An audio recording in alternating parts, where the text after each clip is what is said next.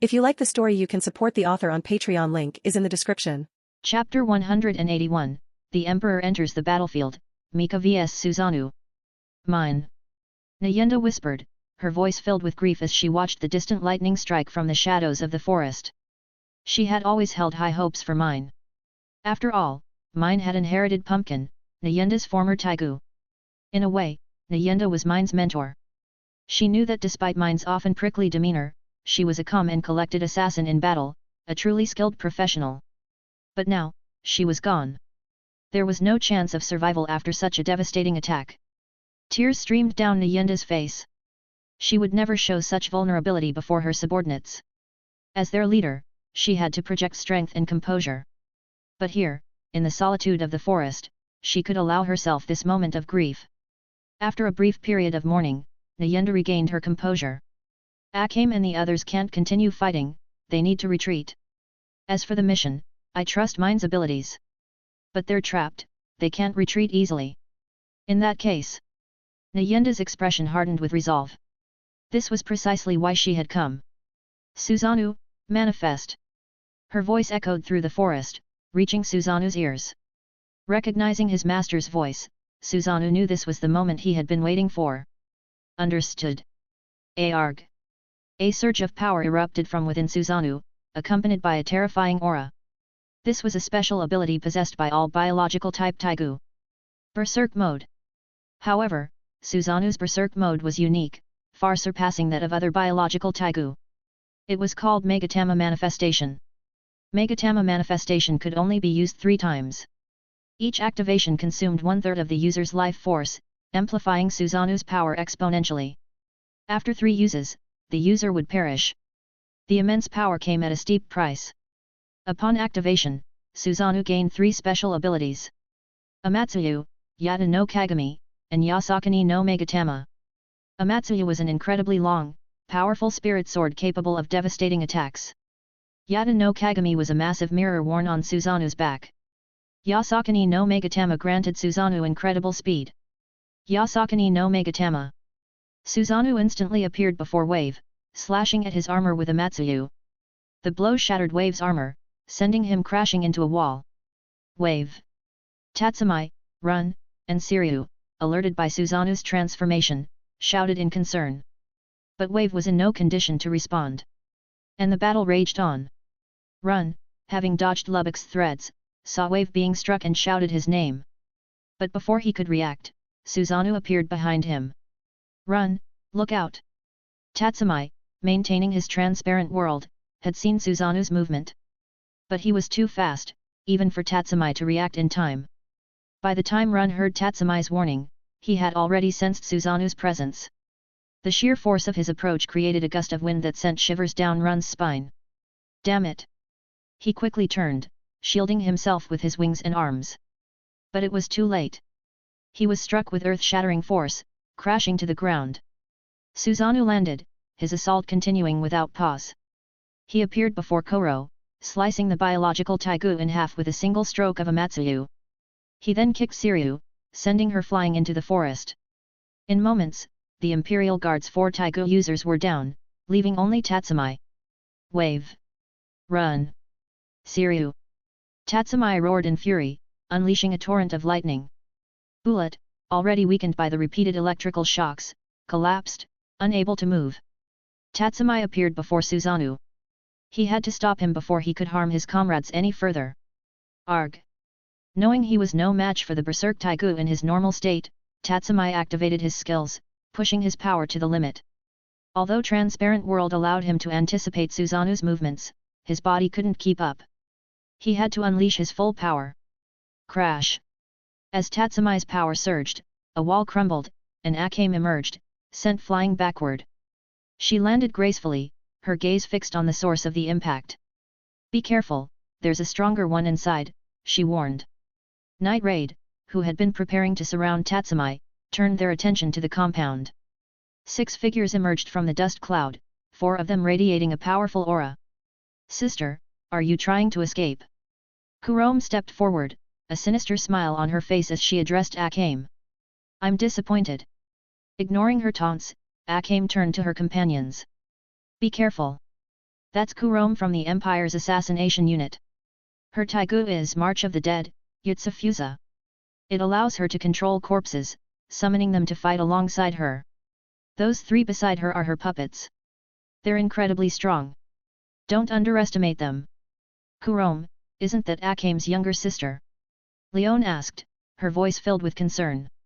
Night Raid remembered.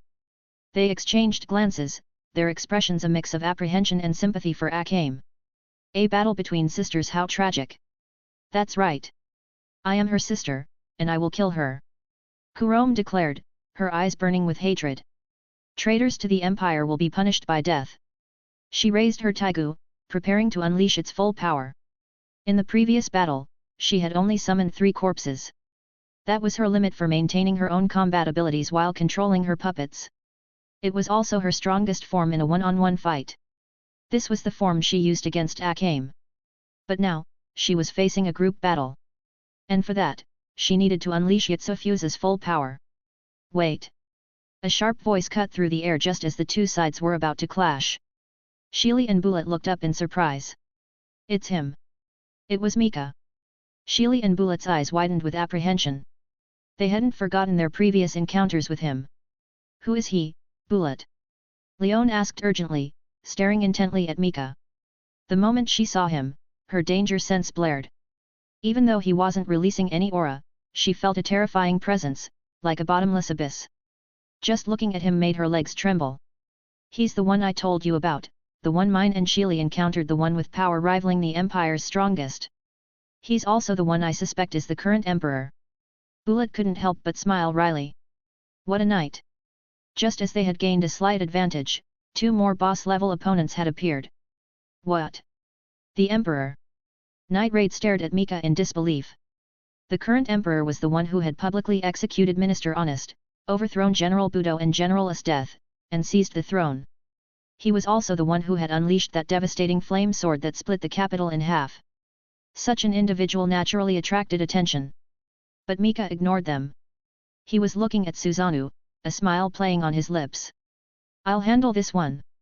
He was intrigued by Suzanu, specifically, Suzanu in his berserk mode. His normal form, while powerful, didn't interest Mika. Only the berserk Suzanu was worthy of his attention. How strong was he? About as strong as Esteth, Mika estimated. In the original story, Suzanu in his Megatama manifestation was evenly matched with Esteth, perhaps even slightly stronger. It was Suzanu who forced Esteth to unleash her ultimate technique, Mahapadma, which ultimately led to her defeat by Akame. He was truly formidable. Having chosen his target, Mika approached Suzanu, pulling his hands from his pockets and stretching. As he passed Tatsumai and Kurom, he said softly, I'll leave these ones to you. Then, he vanished, reappearing instantly before Suzanu. He placed a hand on Suzanu's face and pushed him back. Boom! A sonic boom echoed through the air as Mika and Suzanu vanished. Arg! Startled by the sudden sound, several people covered their ears. But Akame and Bullet remained motionless, staring at the spot where Suzanu had been moments before. He's gone, the Emperor's speed is incredible. If he had targeted us.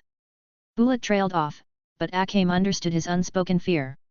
Since His Majesty has taken that one away, it's our turn.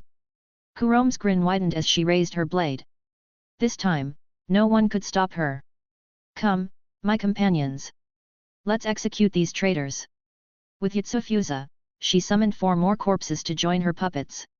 It's a shame we're so close to the palace, and within the capital itself. Otherwise, I'd love to summon that one, she said with a chuckle. The one she referred to was the corpse of the super danger beast, Death Tagul. Its destructive power was immense, capable of leveling the capital. After all, even living super danger beasts possessed city-destroying power, some even capable of toppling nations.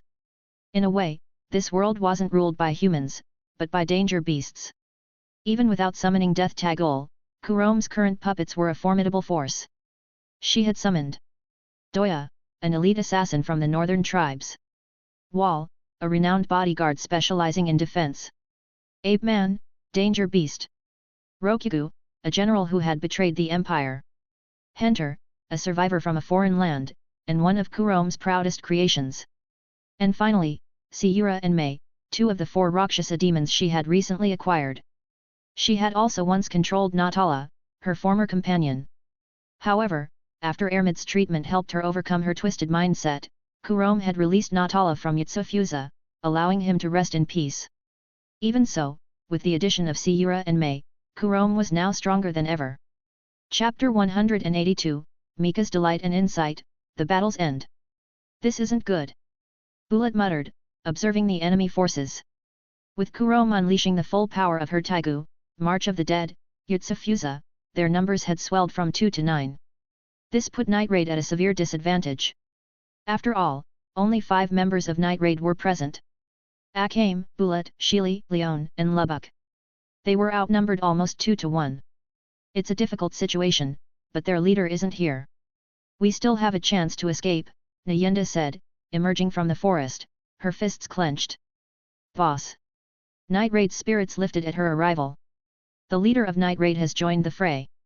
Tatsumai's expression hardened. He knew Night Raid would now be fighting with everything they had. Nothing boosted morale like their leader joining the battle. Then let's begin. Lightning crackled around Tatsumai as he spoke, his excitement growing. The stronger the enemy, the more thrilled he became. Only formidable opponents could push him to improve. Attack! With a clash of wills, the two sides collided once more. Leon, with me! Bulat shouted, gripping his spear tightly. He knew he was no match for Tatsumai alone. Without the lightning, he could hold his own, but Tatsumai's lightning attacks forced him into a defensive position. This was why Tatsumai had been able to simultaneously fight him and provide support to the others. To counter Tatsumai's lightning, Bulat needed help. Leon, with her enhanced physique and regenerative abilities granted by her Teigu, Lionel, was the best choice. I'm here. Responding to Bulat's call, Leon charged toward Tatsumai. This time, her attack wasn't ineffective. Bulat attacked simultaneously, forcing Tatsumai to focus on defense. But there were no complaints on his face. Yes. That's it. Come on. He shouted excitedly, relishing the challenge. Meanwhile, with Bulat and Leon occupied, Akame, Shili, Lubbock, and Nayenda faced Kurom and her 7 puppets. Just so we're clear, I can't handle 2 opponents at once like you all. I can only hold off one, Nayenda said seriously. Akame and Lubbock nodded, they knew Nayenda wasn't as strong as she once was. When she left the Empire, Astetha's attack had cost her an eye and an arm, leaving lasting injuries. Holding off a single opponent was already a significant contribution. Are you sure, boss? Lubbock asked, concerned. Don't worry. I might struggle against others, but if it's General Rokugu, I can handle him. Nayenda's gaze was fixed on the red-haired puppet among Kurom's group. Rokugu, once a general of the Empire, had been Nayenda's colleague. They had fought side by side countless times, so she was intimately familiar with his fighting style. General Rokugu? Understood. Akame and Lubbock nodded. Have you finished your discussion? Kurom taunted. Because I'm ready. As soon as she finished speaking, 6 of her puppets charged toward Night Raid. Yitsufusa placed a heavy burden on its user, weakening their overall abilities. The more puppets summoned, the greater the strain. However, Kurom, having received Falna, could now withstand the burden of 3 puppets without hindering her own combat abilities. This was her strongest form in individual combat, and the form she had used against Akame earlier. But now, she was facing a group battle. And for that, she needed to unleash Yitsufusa's full power. However, she couldn't summon all 8 puppets at once. She needed to maintain some of her own strength to avoid being caught off guard. Therefore, she kept Wall, the renowned bodyguard, by her side for protection. They're coming. Nayenda stepped forward, intercepting General Rokugu. Lubbock engaged Sayura and Mei, shouting to Akame, we'll hold off as many as we can. You focus on the leader. That's right. Leave this to us. Shili added, wielding her Teigu, Extase, scissor blade, as she engaged Ape Man and Hent. This left only Doya, the assassin from the northern tribes, for Akame to deal with. Her primary targets were Kurom and her bodyguard, Wall. Kurom. Akame deflected Doya's bullets with her blade and charged toward her sister. Kurom grinned and met her attack. Let's continue our earlier battle, sister. Boom. 2 iron fists collided, sending shockwaves rippling through the forest. It was just one of countless blows exchanged between Mika and Suzanu. Clang! Mika blocked Suzanu's spirit sword with the gauntlet on his left arm, a smirk playing on his lips. Impressive. There aren't many in the Empire who can fight me like this. As he spoke, Mika swiftly kicked at Suzanu, who blocked the blow with his arm. Though forced back by the immense power, he remained unharmed. I must say, these biological type Teigu are the most interesting. In a way, aren't they a form of immortality? I'm suddenly quite intrigued by you. Mika chuckled, observing Suzanu as he regained his stance. Deep within the forest, Mika and Suzanu faced each other. Suzanu, empowered by Nayenda's life force, was brimming with power. He stood silently, conserving his energy, unwilling to waste even a fraction of his master's life force. What a loyal Teigu, Mika remarked, sensing Suzanu's intent. In that case, let's continue. As soon as Mika finished speaking, Suzanu appeared before him, his spirit sword slicing through the air. Mika grinned, raising his gauntlet-clad left hand to meet the attack. The gauntlet served as both shield and spear, capable of both offense and defense. Clang! A deafening clash echoed through the forest. Mika pressed his advantage, his bare right hand transforming into a fist as he punched forward with a sonic boom. Suzanu swiftly blocked the blow with his arm, but the impact sent shockwaves through the forest, like two fighter jets colliding. Both Mika and Suzanu possessed incredible durability, there was no sign of either giving way.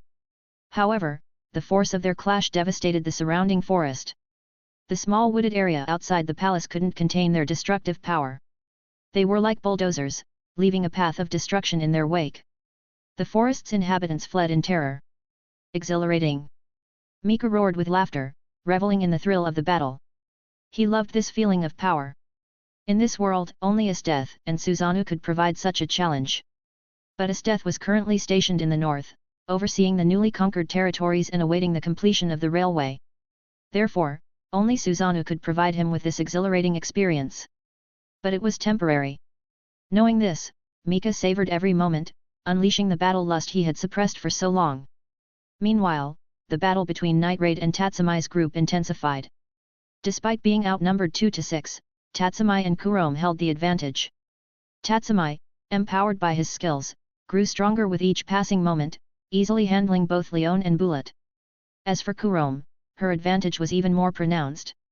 She was still suppressing Night Raid. The reason? Her Fauna ability, of course. After receiving Fauna, she had gained her first skill, Puppeteer, which significantly enhanced the power of her puppets. This allowed her controlled corpses, summoned by Yutsufuza, to overpower Night Raid. Observing the battle from the shadows, Chelsea grew increasingly anxious. She had accompanied Mika to the compound. Despite her new title as Imperial Consort, her duties remained unchanged. Mika hadn't even visited her private chambers since her appointment, likely due to his two empresses. This relieved Chelsea, she wasn't ready to sacrifice her body for the mission. Though if the target were Mika, she wouldn't resist. She was here because she had begged Mika to bring her along. Seeing Tatsumai arrive earlier, she had grown concerned. As captain of the Capital Guard, Tatsumai's mission was to apprehend Night Raid. His presence here clearly indicated trouble. After he left, she cautiously inquired, and Mika, without hesitation, told her about the impending attack. This news alarmed Chelsea. Fearing for Night Raid's safety, she had begged Mika to bring her along. Now, concealed by the invisibility cloak Mika had provided, one of the Teigu he had crafted, she watched the battle unfold. What do I do? Kurom and Tatsumai are too strong. Night Raid can't escape. The situation seemed hopeless. Her first thought was to assassinate Kurom. With her disguise and Mika's Teigu, she was confident she could succeed. But she quickly dismissed the idea. She knew Mika valued his companions deeply. Assassinating Kurom would undoubtedly enrage him, and neither she, Night Raid, nor the Revolutionary Army could withstand his wrath. Her time in the palace had made one thing clear, the Revolutionary Army had no chance of victory. They only existed because Mika hadn't decided to eliminate them yet. As for Night Raid, the fact that Mika knew about their planned attack spoke volumes. Assassination was out of the question. But what other options do I have? Just as Chelsea's worry intensified, the sounds of battle in the distance suddenly ceased. Damn it! Mika and Suzanu's fight is over. The thought of Mika's imminent return filled Chelsea with resolve. It was time to act. Chapter 183 Chelsea's Confession and Mika's Master Plan. Stop! A sharp voice rang out, halting the battle between Tatsumi and Kurom. Lady Alice. Seeing Chelsea's sudden appearance, Tatsumi and Kurom immediately ceased their attacks and retreated to her side. They had known Chelsea was present but hadn't expected her to intervene. After all, she was under Mika's protection, and his strength was undeniable. Moreover, she possessed a Teigu that granted invisibility. Therefore, they hadn't been concerned about her safety. But now, her appearance presented a dilemma. To them, Chelsea, without combat abilities, was a liability. If Night Raid targeted her, it would be disastrous. Neither Tatsumi nor Kurom could ignore her safety. To Tatsumi, she was his big brother's woman, someone he was duty-bound to protect. Kurom, also serving Mika, considered Chelsea a friend. Therefore, they prioritized protecting Chelsea above fighting Night Raid. Meanwhile, Night Raid also ceased their attacks and retreated, regrouping as they observed the trio. Their expressions were complex. They recognized the Alice standing before them. After all, Chelsea and Bullet had captured and incapacitated the real Alice before bringing her back to their base. She was currently safe and sound at their hideout. Therefore, they understood Chelsea's intentions, to help them escape. "What are you doing here, Alice?" Kurom asked, her voice laced with a hint of reproach despite her outward friendliness. Chelsea, understanding Kurom's frustration at having their duel interrupted, whispered, "His Majesty is quite fond of the Revolutionary Army and Night Raid. You both know that?" Tatsumi nodded slightly. Having traveled to the capital with Mika, he was aware of his thoughts on the matter. Seeing Tatsumi's confirmation, Chelsea continued, her voice filled with a newfound confidence. "His Majesty intends to let you all go after he leaves. He plans to absorb the Revolutionary Army through more peaceful means, converting their talents to serve the Empire. Therefore, these members of Night Raid could become our allies in the future. However, you two were fighting too intensely, they had no chance to escape. That's why I intervened." "So that's what's going on?" Tatsumi suddenly understood. Mika taking Suzanu away was a deliberate act of mercy, giving Night Raid a chance to escape. If Mika had joined the fight personally, few, if any, of them would have survived. Thinking of this, Tatsumi's battle lust subsided. He had enjoyed the fight, but now there was no need to continue. Kurom, on the other hand, was ecstatic. "You're saying sister might rejoin the Empire?" she asked excitedly. "Of course. You know the current Empire is different from before. His Majesty despises the former Empire," Chelsea reassured her gently. "He won't punish your sister." With this confirmation, Kurom smiled. Seeing both Tatsumi and Kurom's hostility dissipate, Chelsea turned to address Night Raid. "Let's end this here tonight. The judgment against those corrupt officials has been carried out. You've done well. I'll spare your lives for now. But if you return, death awaits you." With that, she gestured for them to leave. Tatsumi and Kurom nodded in agreement. Night Raid, though unwilling to retreat, recognized the danger they were in from Chelsea's frantic signals. They knew the distant battle was over. If they didn't leave now, the Emperor might return and capture them all. They were certain Mika had defeated Suzanu because, moments ago, the link between Nyenda and her Teigu had been severed. This meant Suzanu had been destroyed. Nyenda knew they were in grave danger. Despite the urgency, she couldn't help but look at Chelsea with concern. She knew Chelsea was defying the Emperor's orders to give them a chance to escape. This meant Chelsea would face severe consequences once Mika returned. Nyenda desperately wanted to take Chelsea with them, but it was impossible. Even if they could defeat Tatsumi and Kurom, Chelsea's earlier report had stated that she was marked by the Emperor's new Teigu. There was no escape. "Let's go." Nyenda turned and led Night Raid away. As their leader, she knew hesitation could be fatal. Seeing Nyenda's decisive retreat, Chelsea breathed a sigh of relief. She had feared they might act impulsively and be killed. "If anyone is to die here, let it be me," she thought resolutely. With Night Raid gone, Tatsumi and Kurom relaxed. "Quickly, tend to the wounded. Take those with serious injuries to the medics immediately." Tatsumi shouted to the guards who had gathered. "Yes, sir." After checking on Wave, Run, and Siryu, and confirming their injuries weren't life-threatening, Tatsumi remembered something. "Kurom, I'll leave this to you. I need to go check on something. With that, he quickly departed. It should be around here. Navigating the streets and alleys, Tatsumai quickly reached his destination. He scaled a tall building and spotted his target on the rooftop. Found her. Night Raid sniper, mine. He smiled, looking down at the unconscious girl. Due to their previous tacit cooperation, and Tatsumai's understanding of Night Raid's principles, he had held back when unleashing the lightning strike. Although it appeared devastating, its power had been significantly reduced. Therefore, mine hadn't died, she was merely unconscious. But Night Raid hadn't had the chance to search for her. After all, Mika's battle with Suzanu had just concluded, and he might return at any moment. If he did, Night Raid would be trapped. Therefore, for their comrades' safety, searching for mine had to wait. Excellent. And her Teigu, Pumpkin, is here as well. He picked up the unconscious mine and her Teigu and turned to leave. But after taking a few steps, he stopped. Big Brother didn't order us to capture Night Raid. And Alice said he intends to recruit them. I can't just imprison a Night Raid member. It's too dangerous for her. Given Night Raid's reputation, no one can guarantee her safety in prison. He knew that even though the Empire had changed, assassinating Imperial officials was a serious crime. Imprisoning mine would make it difficult for Mika to recruit her later. After a moment of thought, Tatsumai shook his head. I'll take her back to my place and tie her up. Without her Teigu, she shouldn't be a threat. As for what to do with her afterward, I'll ask Big Brother tomorrow. With that, he carried mine toward his home. So you've learned to issue false decrees, have you? Mika chuckled, holding the Teigu core he had extracted from Suzanu. He had brought Chelsea back to the palace. During their battle, Suzanu's power had suddenly waned before Mika swiftly defeated him. He knew the reason. Suzanu had exhausted the life force he had drawn from Nyenda. Without her life force to sustain him, he was no longer a match for Mika. Mika, curious about the structure of a biological-type Teigu, intended to study the core. Upon returning to the palace, he learned of Chelsea's deception. However, he wasn't angry. After all, her actions aligned with his own intentions.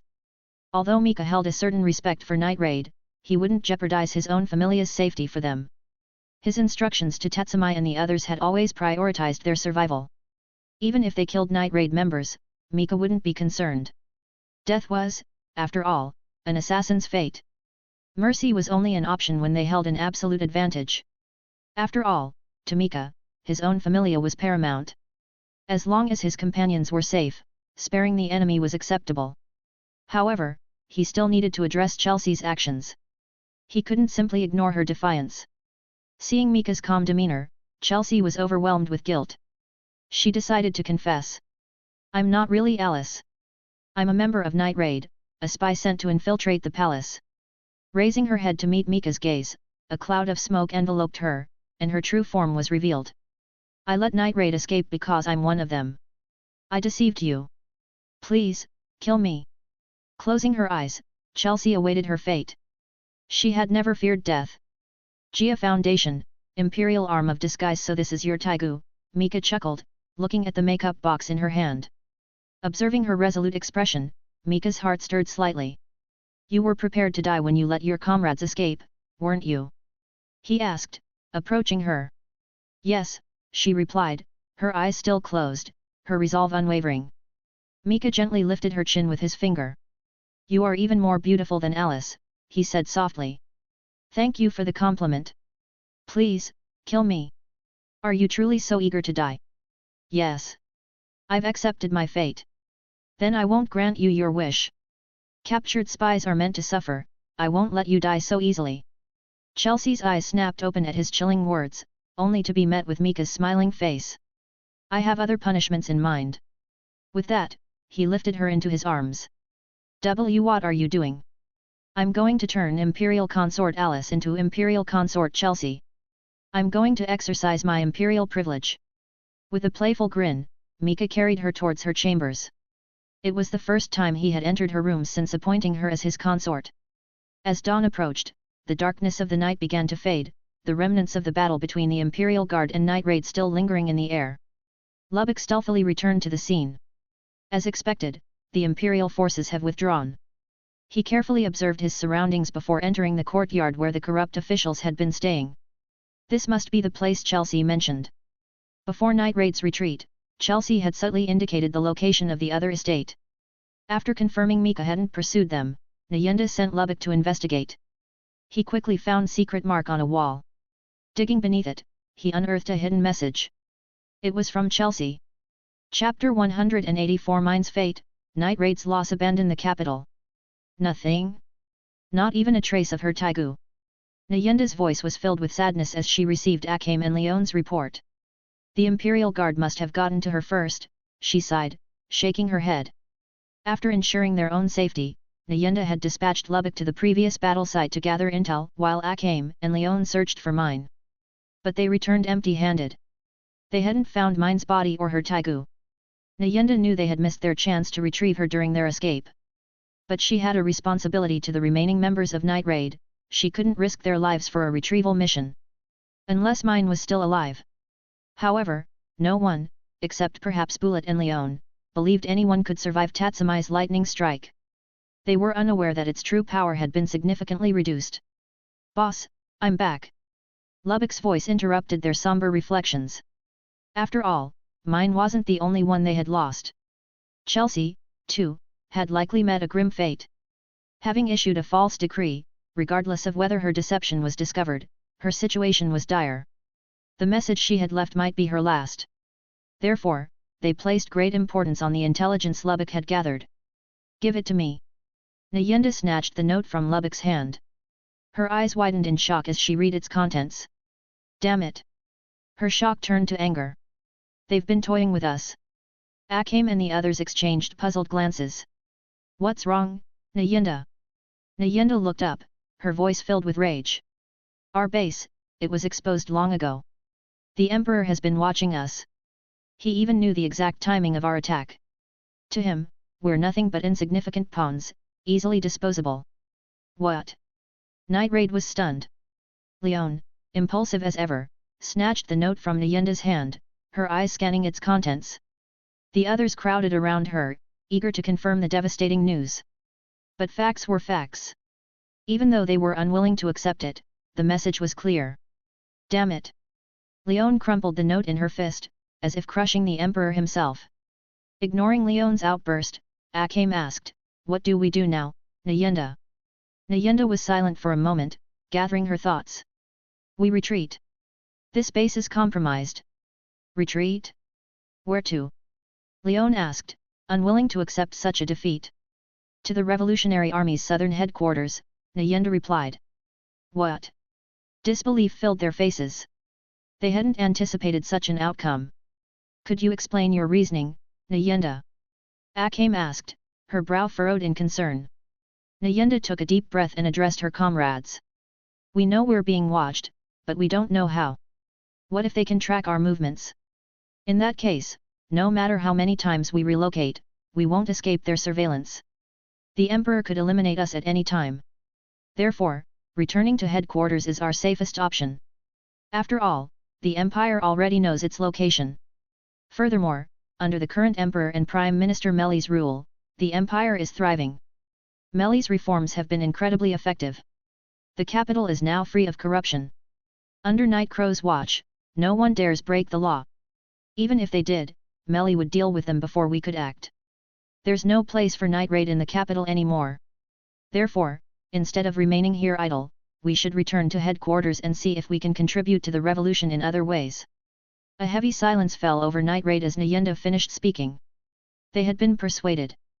Fearing their earlier conversation might also have been overheard, they quickly gathered their belongings, taking only essential items, and disappeared into the mountains, heading towards the Revolutionary Army's southern headquarters. "They've all fled."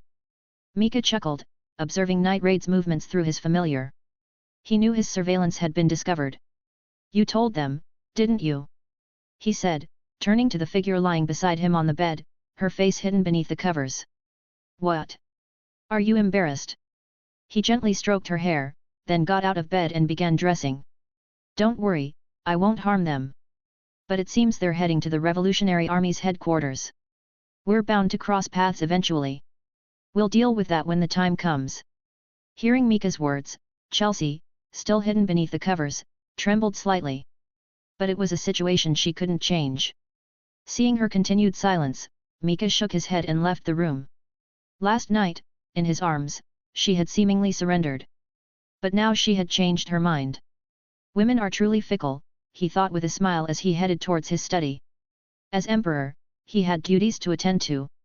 Soon after Mika arrived in his study, Tatsumi entered, reporting that he had captured Mine.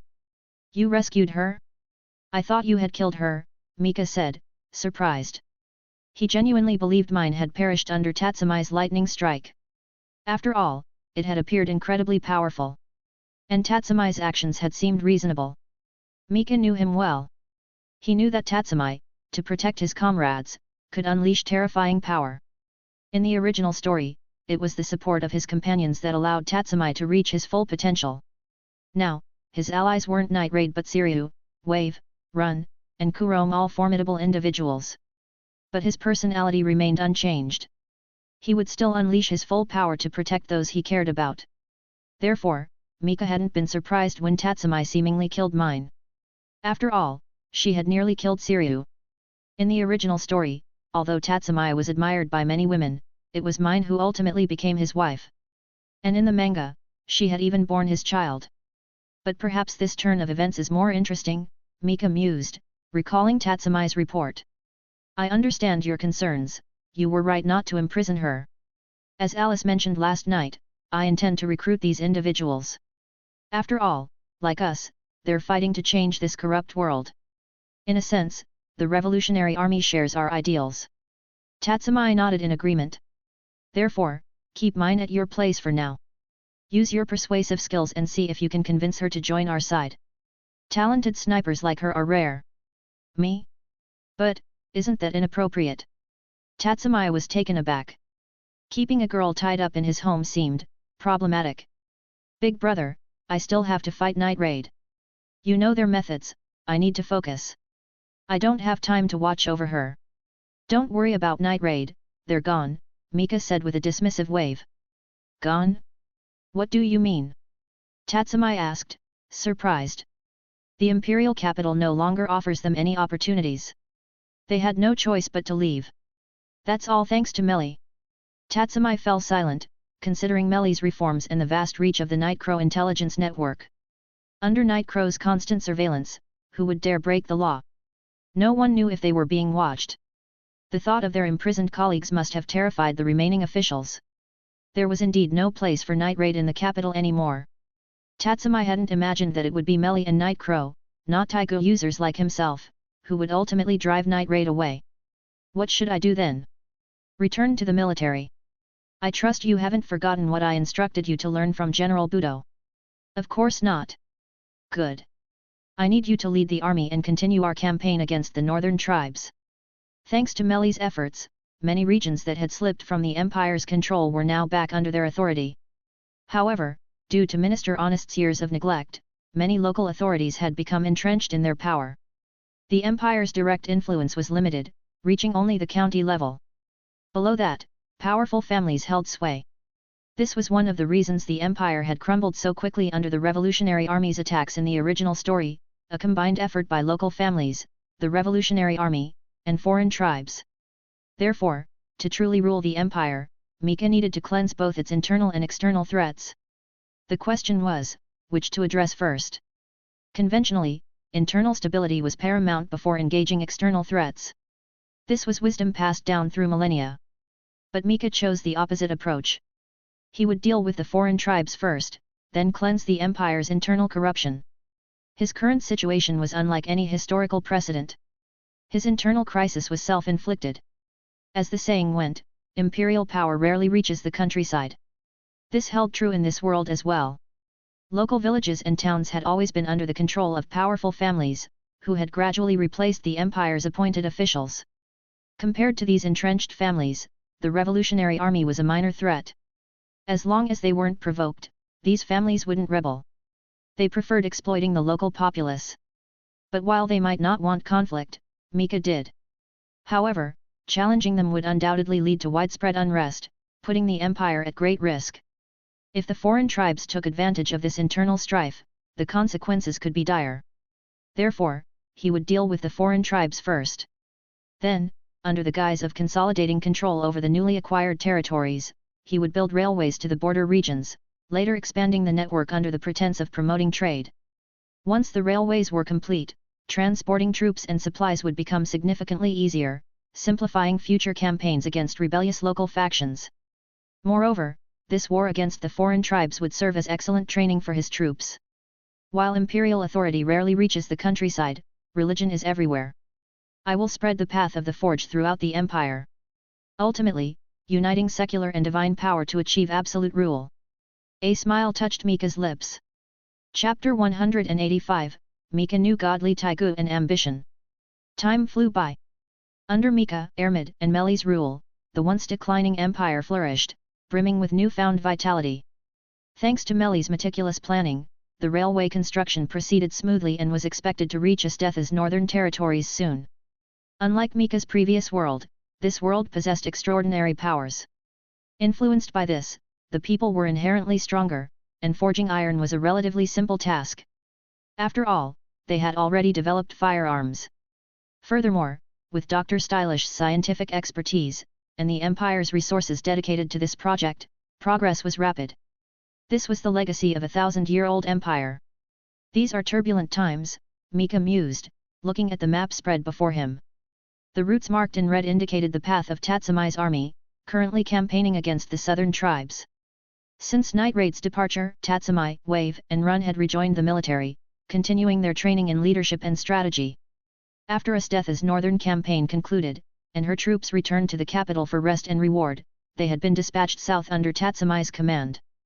Thanks to Meli's influence, the military commanders are united and respect Tatsumai despite his relative lack of experience. With their support, and Tatsumai's willingness to heed their advice, this campaign should proceed without a hitch. Moreover, the southern tribes don't possess any Teigu. Even if they encounter setbacks on the battlefield, our Teigu users can easily turn the tide. Thinking of this, Mika rolled up the map and set it aside. He had no concerns about Tatsumai's campaign. Both the northern and southern tribes had been weakened by Asthetha's previous conquests.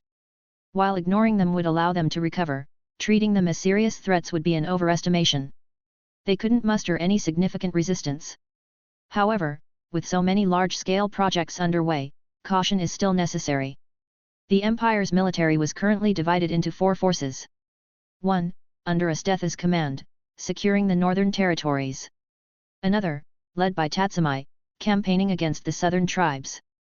A third, commanded by Ermid, stationed in the capital, ready to be deployed anywhere. And the final force, secretly dispatched to the southern provinces to prevent the revolutionary army from gaining further ground. Coupled with the ongoing railway construction, the empire was indeed bustling with activity. But it will all be worth it. Mika smiled and returned to his official duties. He soon came across a report on the path of the forge's development. The new faith had spread throughout the empire, particularly in the counties surrounding the capital, and had taken root in the villages and towns. These areas were now firmly under Mika's control. Excellent work. Satisfied with the progress, he finished reviewing the remaining documents. Thanks to Meli, only the most important matters reached his desk. In truth, Mika could easily delegate even these tasks to her. However, she insisted he fulfill his responsibilities as the familia's leader. Now that official matters are concluded, what to do next? He mused, leaning back in his chair. The answer came quickly. He swiftly departed from his study, traversing the palace until he reached a forge deep within its confines. It was a forge he had built for himself. On the workbench lay the prototype of a suit of armor the Teigu he was crafting for himself, incorporating techniques from various worlds. However, it was still in its initial stages. He had just completed the basic design and was currently processing the materials. The Imperial Treasury held a vast collection of materials from magical beasts, dragons, and danger beasts, accumulated over millennia. These rare resources were now at Mika's disposal, serving as the foundation for crafting the ultimate Teigu. He sat down at the workbench, examining the various components. A satisfied smile touched his lips. Excellent work, Tsukuyomi. These materials have been processed perfectly. He turned to the beautiful woman who had appeared behind him. She was dressed in a maid's outfit. It was my pleasure, master, she replied softly. Mika was increasingly pleased with her elegant demeanor and flawless efficiency. Tsukuyomi wasn't human. She was a Teigu he had crafted, based on the original Suzanu. After defeating Suzanu, Mika had brought his core back to his workshop for further study. This forge also served as his research lab. There, he and Gabriel had unraveled the secrets of biological-type Teigu. To avoid wasting the core, they had modified Suzanu. The first modification was his appearance. Suzanu's original purpose was to protect his master. Besides his formidable combat abilities, he also possessed exceptional domestic skills, capable of handling various chores and cooking over 1,000 dishes. To Mika, he was the perfect worker. Therefore, they transformed him from a burly warrior into a beautiful young woman, even changing his name from the Japanese mythological figure Suzanu to Tsukuyomi. Moreover, his combat abilities had been greatly enhanced. The modified Tsukuyomi could now utilize magic and magecraft from the type Moon world. Using magic instead of life force allowed her to enter berserk mode at will. After all, magic itself was derived from life force. She had also been imbued with extensive knowledge of magecraft, allowing her to process materials while Mika attended to other matters. Therefore, Mika was incredibly satisfied with her. Finally finished. Mika's face lit up with a triumphant grin as he gazed at the magnificent suit of armor. After months of meticulous work, the Teigu, or rather, mystic code, that combined forging techniques from multiple worlds was finally complete. He reached out to touch it, and the armor dissolved into particles, converging on his finger to form an exquisite ring. Then, as the gem on the ring glowed, the armor materialized once more, this time, on Mika's body. He clenched his fists, feeling the surge of power coursing through him. Even the strongest Teigu crafted by the Empire's first emperor pales in comparison. This is the true ultimate Teigu. In that case, I shall name you the Supreme Teigu, God Emperor's Might. He declared, gazing at his reflection. As both the Emperor of the Empire and the deity of the Path of the Forge, he was now a true God Emperor. God Emperors, hey? Mika, you're not hiding your ambitions anymore, Gabriel chuckled, overhearing his declaration. I've never bothered hiding them. I will become a hero, and I will surpass the gods. Otherwise, wouldn't Yahweh be trapped in Orario forever? Surpassing the gods wasn't just Mika's ambition, but Yahweh's as well. After all, to travel between worlds with his companions, he needed to be stronger than the deities of those worlds. He couldn't take anyone stronger than himself. Therefore, Gabriel continuously sought knowledge from various worlds, searching for a way for Mika to achieve godhood and surpass her. Otherwise, she would be forever bound to the world of Danmachi. Indeed, that is our shared desire, Gabriel said with a smile. She knew that many gods in Aurario could become their allies in the future. But to utilize their power, Mika had to surpass them all. He had to become the king of the gods. This was the path Yahweh had set him upon. As the armor dissolved back into the ring on his finger, Mika said, with this newfound power, I'm eager to test it out. I wonder if I'll get the chance. An opportunity has presented itself. Mika's eyes lit up as he listened to Meli's report. With the railway construction complete, our forces stationed in the north and south are returning to the capital. According to the reports, both General Tatsumai and General Esteth will arrive within a week. Now that the external threats have been dealt with, it's time to address our internal issues. Following our plan, our next target should be the Revolutionary Army. Leave the Revolutionary Army to me, Mika declared suddenly. Hey! Meli, who had been engrossed in her report, was taken aback. But she quickly composed herself, a wry smile touching her lips. I knew this would happen. Ever since completing his Teigu, Mika had been eager to test its power. Meli had anticipated this. After all, the Revolutionary Army is the last real challenge remaining in this world. Once they're dealt with, those local powerhouses and noble families aren't worth my time.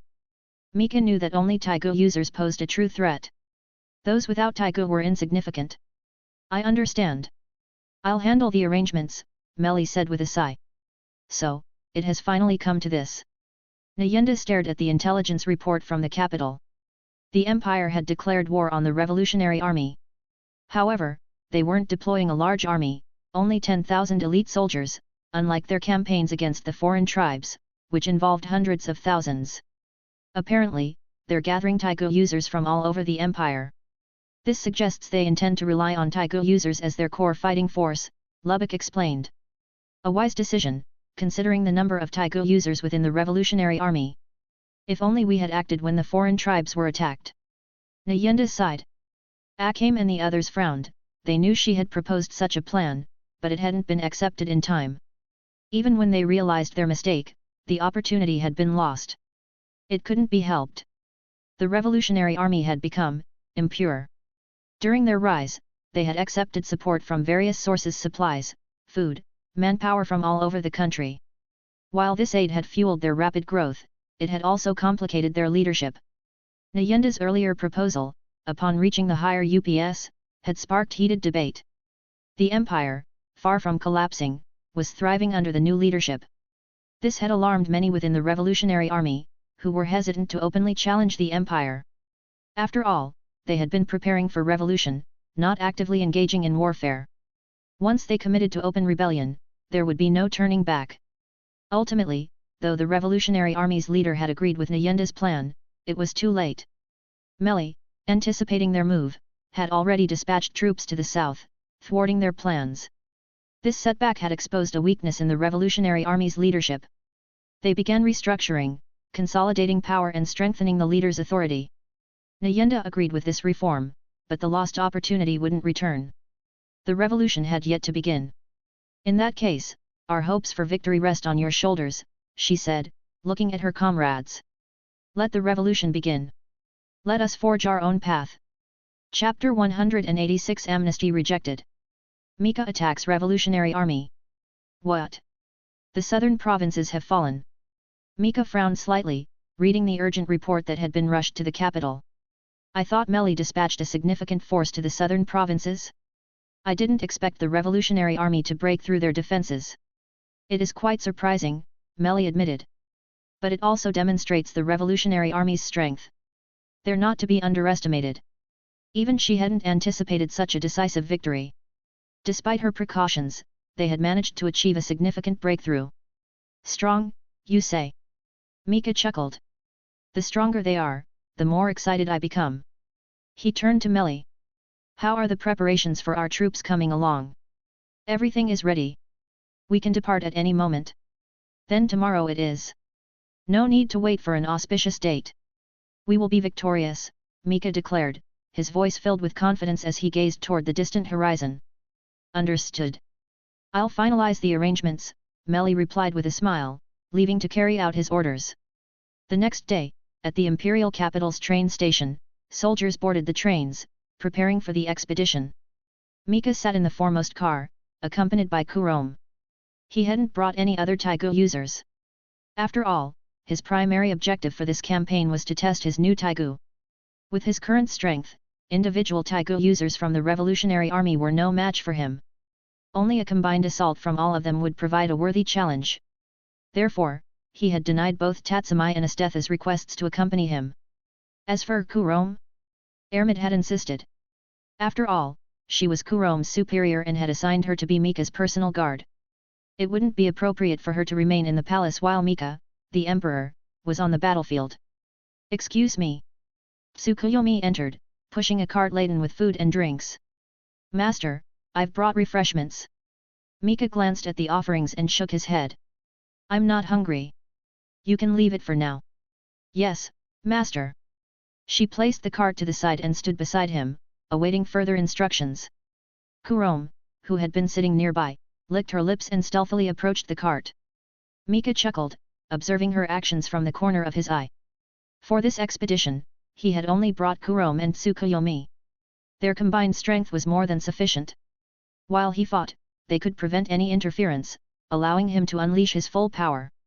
Revolutionary army, here I come, he thought, gazing out the window at the passing scenery. Headquarters has decided, the decisive battle will take place at Mount Farm, Nyenda announced to her assembled comrades. Upon returning to the revolutionary army, she had been appointed as one of its leaders, still commanding the former members of Night Raid. Bullet and Leon were now generals, their battlefield prowess earning them numerous accolades. Akame was the captain of the Revolutionary Army's assassination unit, with Sheely as her second-in-command. They continued their previous roles. Lubbock was now Nyenda's aide and bodyguard, protecting her on the front lines. The Revolutionary Army's leadership consisted primarily of strategists and administrators, skilled in logistics, planning, and resource management. Direct command of troops in battle was their weakness. After all, true military commanders were forged in the fires of war. However, the Revolutionary Army's leadership wasn't inflexible. They placed great trust in those who defected from the empire, especially Nyenda. After all, she had abandoned her position as an imperial general and joined their cause when they were still weak, a testament to her loyalty. Therefore, Nyenda, with her experience as an imperial general, was the natural choice for leading their forces on the front lines. Mount Farm? But isn't that the city closest to the imperial capital? Leon asked, surprised. Are we engaging them directly? Yes. Our first battle against the Empire will be the decisive one. Seeing their confused expressions, Nyenda's voice turned serious. According to our intelligence, the Emperor himself is leading the Imperial forces. The Emperor is personally leading the attack. Are we that important to him? Leon couldn't help but scoff. Who knows? Perhaps only the Emperor himself knows the answer. Nyenda replied, shaking her head. But regardless, we will be facing the Emperor directly. Remember that flame sword we witnessed in the capital? We can't afford to underestimate him. Against the Emperor, we must use our full strength. Prolonging the fight is pointless. Therefore, after discussions with the leadership, we will confront the Imperial Army at Mount Farm. And there, we will fight our decisive battle. Knight Raid fell silent, contemplating the gravity of the situation. What about the other Teigu users? Akame asked, breaking the silence. The Emperor wouldn't come alone. Her eyes burned with fighting spirit and determination. Whether it's fortunate or unfortunate, the Emperor is only bringing Kurom. Nyenda replied with a small smile. Although Kurom is strong, she's only one person. This is a golden opportunity for us. A chance to turn the tide. So this is Mount Farm. Mika looked out from his chariot at the massive army assembled beneath the city walls. They were the forces of the Revolutionary Army. A decisive battle right from the start. He instantly understood their intentions, it was far too obvious. However, it was a welcome development. A drawn-out guerrilla war wouldn't provide the same thrill as a direct confrontation with their main force. But before the battle began, Mika had other matters to attend to. Go. Deliver the offer of amnesty and the decree. Yes, Master. Tsukuyomi took the prepared documents and walked towards the city. The soldiers at the front lines tensed as they saw her approach alone. A lone figure entering their ranks reminded them of Asdeath, who had single-handedly slaughtered 40,000 enemy soldiers. They couldn't help but tremble. Don't be afraid. She's not Asdeath, Bullet reassured his troops. His words calmed them. During his time as a general, he had earned their trust and respect. State your name and purpose. He called out to Tsukuyomi.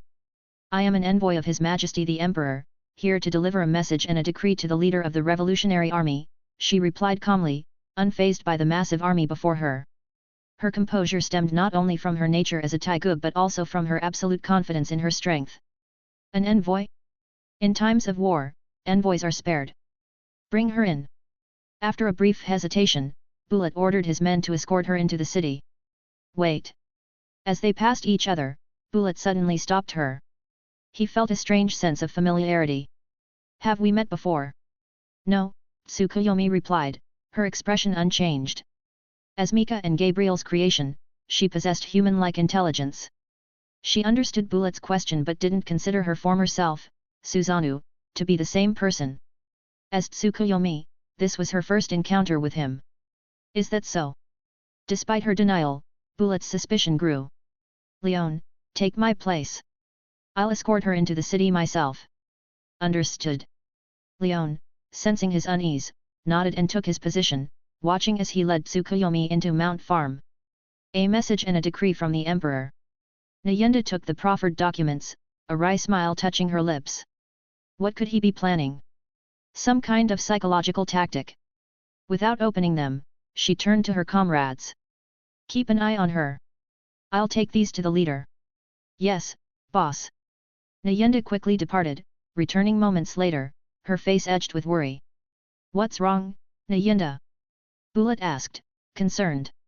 Ignoring his question, she tossed the unopened documents back to Tsukuyomi. Take these back. We will not surrender. Understood. I'll relay your message to His Majesty. Tsukuyomi turned to leave. Wait!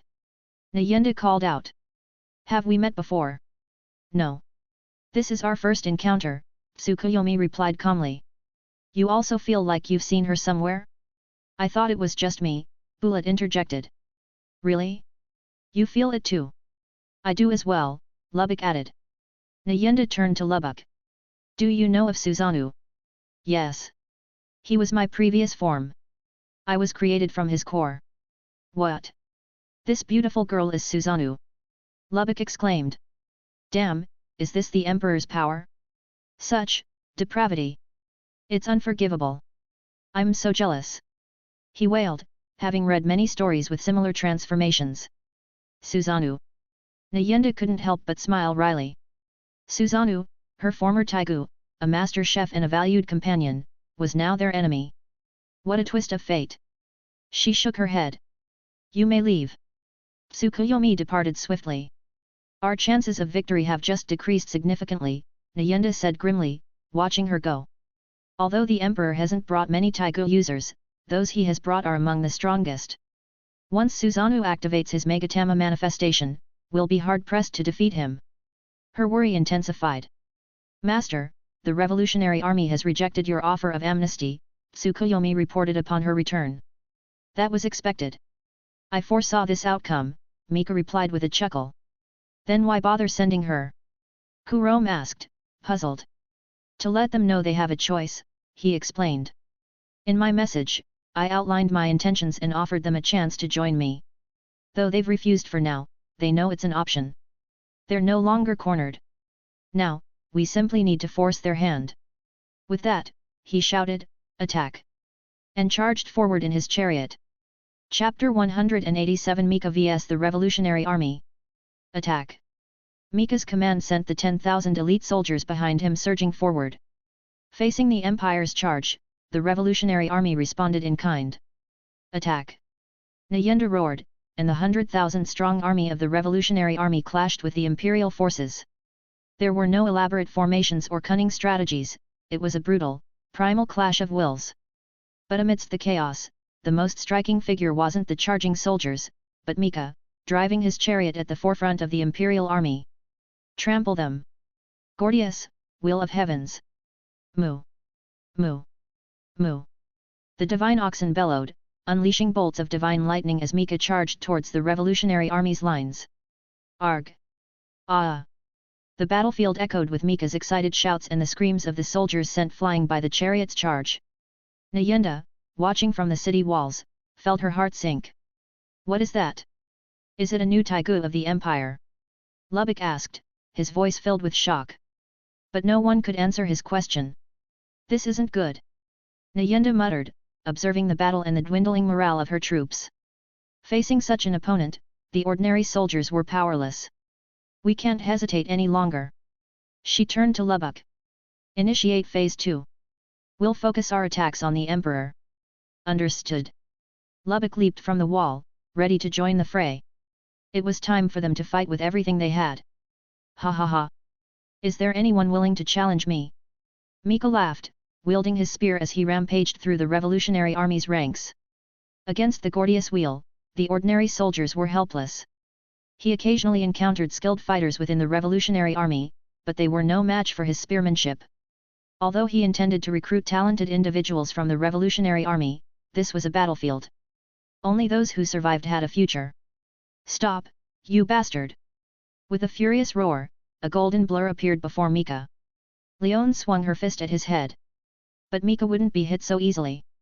Without using his spear, he blocked her attack with his left hand, catching her fist. Such a weak punch can't defeat me. He tightened his grip, and Leone cried out in pain. Leone! Sheely shouted, rushing to her aid. Mika's chariot had come to a stop during his confrontation with Leone, providing Sheely with an opportunity. She lunged forward, her Teigu, Extace, scissor blade, aimed at Mika. Oh, is that Extace? He glanced at her from the corner of his eye, then grabbed Leone and threw her at Sheely. Leone! Sheely quickly retracted her Teigu, not wanting to harm her comrade, but the impact sent her sprawling. Arg! Damn it! Though the fall was hard, Lionel enhanced Leon's durability and regeneration, allowing her to quickly recover. She stood up, shielding Sheely, who was still on the ground. I'm sorry, Sheely.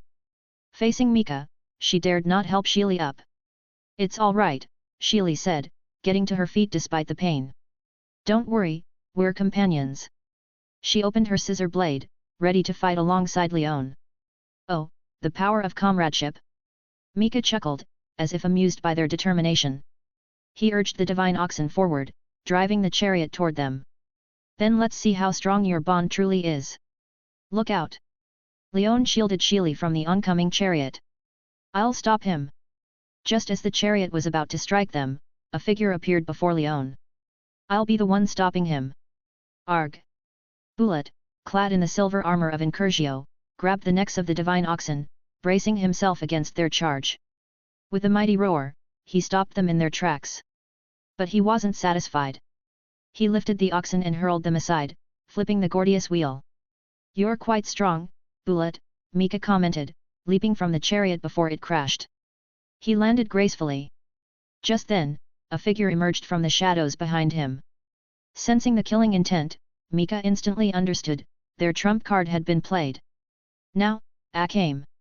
Bullet shouted. Mika, suspended in midair, was the perfect target. Aim lunged forward, aiming a killing blow.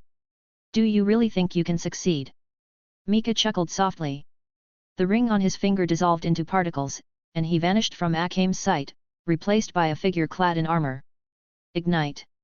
With this ring of flames, I command thee. Flames erupted from Mika's body, radiating intense heat in all directions. The temperature soared. Aim's attack was interrupted as she was caught in the blast, sent flying backward. Arg! She wasn't the only one. The fiery shockwave sent many others sprawling. Mika, propelled into the air by the flames, looked down at the scene with a satisfied grin. This Teigu's flame enhancement is quite impressive. Now to test its physical enhancements. He clenched his fists. Damn it! How many Teigu does he have? Leon exclaimed, struggling to get to her feet as she watched Mika, hovering in midair and wreathed in flames. As far as they knew, a single Teigu user could only wield one Teigu. Even with Mika's modified Teigu, which reduced the burden on the user, wielding two simultaneously was already considered extraordinary. But he had already used two new Teigu, in addition to his original one. The sheer number was unimaginable. It's no use complaining. This is the best case scenario, Bullet said, getting to his feet and planting his spear firmly in the ground. The Emperor seems intent on handling us himself. Kurom and that maid haven't joined the fight. This gives us a chance, however small. If they had intervened, we'd be overwhelmed by now. So stop complaining and focus. We need to seize this opportunity. He's right. Let's give it our all. Aim agreed, stepping forward. Sheely joined her. Indeed, it's time to fight for our lives, Lubbock added, appearing beside them. The remaining Teigu users of Night Raid had assembled, ready for their final stand. All here? Then let's begin. Seeing them gathered, Mika unleashed a burst of flames from his back, propelling himself towards them. His speed was astonishing. In the blink of an eye, he was upon them. He's fast. They barely had time to react before he attacked. Mika reached out with his bare left hand, grabbed Lubbock's head, and hurled him away, then pressed him to the ground as he flew forward, creating a deep furrow in the earth. Lubbock! The others shouted in alarm. Mika ascended once more, his body curling into a ball before unfurling, revealing a pair of white wings that ignited, transforming into wings of fire. This was a modification he had added, incorporating technology and materials from Run's Teigu, Mastema. After all, who would choose to run when they could fly? The armor itself granted flight, but with the added boost from the flames, Mika's speed was terrifying. In the blink of an eye, Lubbock was gone. You can't even perceive my speed. Are you really my opponents? He taunted, looking down at the four who were helping Lubbock to his feet. He then descended swiftly. Don't underestimate us. We can keep up. Bullet shouted, swinging his spear at Mika. But to Mika, his movements were predictable. He easily dodged the attack, then, shifting his position in midair, slammed his spear downward. Bullet braced himself, gripping his spear with both hands to block the blow. But the impact sent him crashing to the ground, creating a crater beneath his feet. The shockwave sent Akame and the others sprawling. Ugh! Bullet coughed up blood, his armor cracking and falling away in pieces. But he remained standing, his spear planted firmly in the ground for support. "You're resilient, Bullet," Mika commented, hovering above him. "Of course." Bullet gasped, his body swaying as Mika's pressure lifted. Blood flowed freely from his wounds. "Bullet!" Leone cried out, her voice filled with anguish. "Damn it!" Akame slammed her fist into the ground, her anger mounting. She had been tasked with assassinating the Emperor. As the wielder of one cut killer, Murasame, this task fell to her. She was Night Raid's ace. And she had accepted the mission. But now, in just 2 moves, 2 of her comrades were down. And she, their strongest fighter, hadn't even landed a blow. This was a heavy blow to her pride. "I must win." Staring intently at Mika, Akame slowly rose to her feet. She then slashed her arm with her blade. "Akame!" Leone shouted, but Akame's expression remained calm. "Murasame." Anyone cut by its blade was instantly killed by its cursed poison.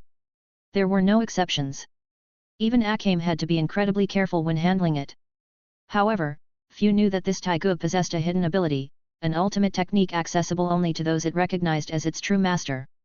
By cutting herself with the blade, the user could channel the cursed power to enhance their physical abilities, but at a great cost. But Akame didn't care. Arg! As the cursed power surged through her, excruciating pain coursed through her body, but her will remained unbroken. Black markings spread across her skin, even appearing in her eyes. But she paid them no mind. Her gaze was fixed on Mika, filled with killing intent. Chapter 188 The Revolutionary Army Surrender. Returning to Orario. Akame's eyes burned with killing intent as she gripped Murasame. She was ready to fight with everything she had. Mika frowned slightly, then his expression relaxed. He recognized Akame's stance, it was the same one she had used to defeat Death. It was her ultimate technique. "Then allow me to witness it firsthand." With that, he flew towards her. Akame charged at him. 2 blurs collided, followed by the clang of clashing weapons. Clang! Clang! Clang! Akame's blade and Mika's spear clashed repeatedly, their speed unimaginable. Is this Murasame's secret technique? Her strength and speed have increased dramatically. Mika could feel it, not just her speed, but her strength as well was nearly on par with his own. He couldn't imagine the price she had paid for this power. Her full potential must have been unleashed. After a brief exchange, Mika's wings unfurled, and he leaped backward, his spear vanishing, replaced by a sleek longsword. Inspired by Akame's swordsmanship, he had decided to meet her with a blade of his own. Excellent! You're truly a worthy opponent, Akame. After Death and Suzanu, Akame was the third person in this world to truly excite him. Clang! He deflected Akame's attack, disrupting her momentum. Although Mika was proficient in all weapons, his true mastery lay in swordsmanship. It had been his weapon of choice since he began his training. Therefore, as he unleashed his near-divine swordsmanship, Akame's earlier aggression faltered. She was forced onto the defensive.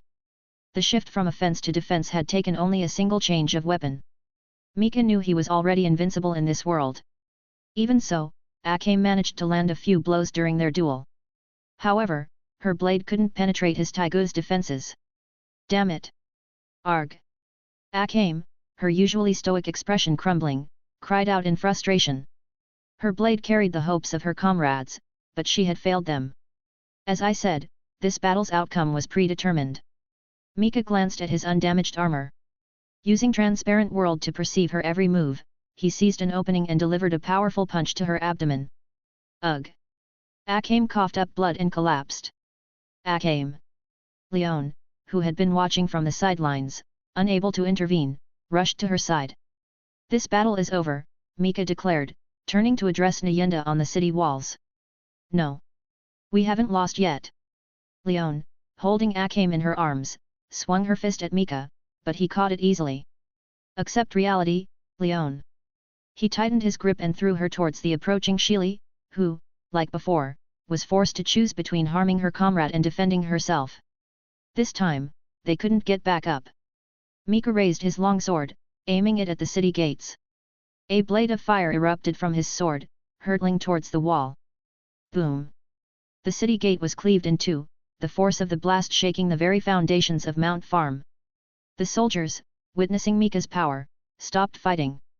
Despair filled their hearts. The revolutionary army surrendered. After all their Teigu users were defeated, and seeing Mika effortlessly cut through their ranks like a scythe through wheat, they had no choice. Their leader knew they had lost. Further resistance would only lead to more casualties, sacrificing the lives of those who trusted them. Surrender was the only logical option.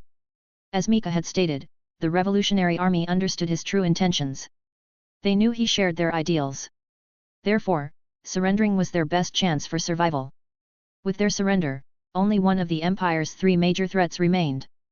And that one was destined to be the most difficult and tedious to resolve. Mika wasn't interested. After the battle, he brought the revolutionary army's elite back to the capital and entrusted them to Meli, who would select suitable individuals to serve the Empire. He left the rest to her. However, he was still interested in the members of Night Raid. He hadn't killed them during the final battle. After all, they were characters he admired from his past life. Besides, they couldn't even penetrate his defenses. Upon their return, Night Raid was reunited with Mine, whom Tatsumai had captured. They were surprised to see that Tatsumai and Mine had seemingly fallen for each other. Mika then offered Night Raid positions within the Empire. With their talent and abilities, once they received Falna, their future was limitless. So, you two will be my personal guards? Mika asked, looking at Akame and Kurom kneeling before him.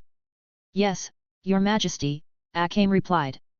After her use of Murasame's forbidden technique, Mika had entrusted her care to Ermid.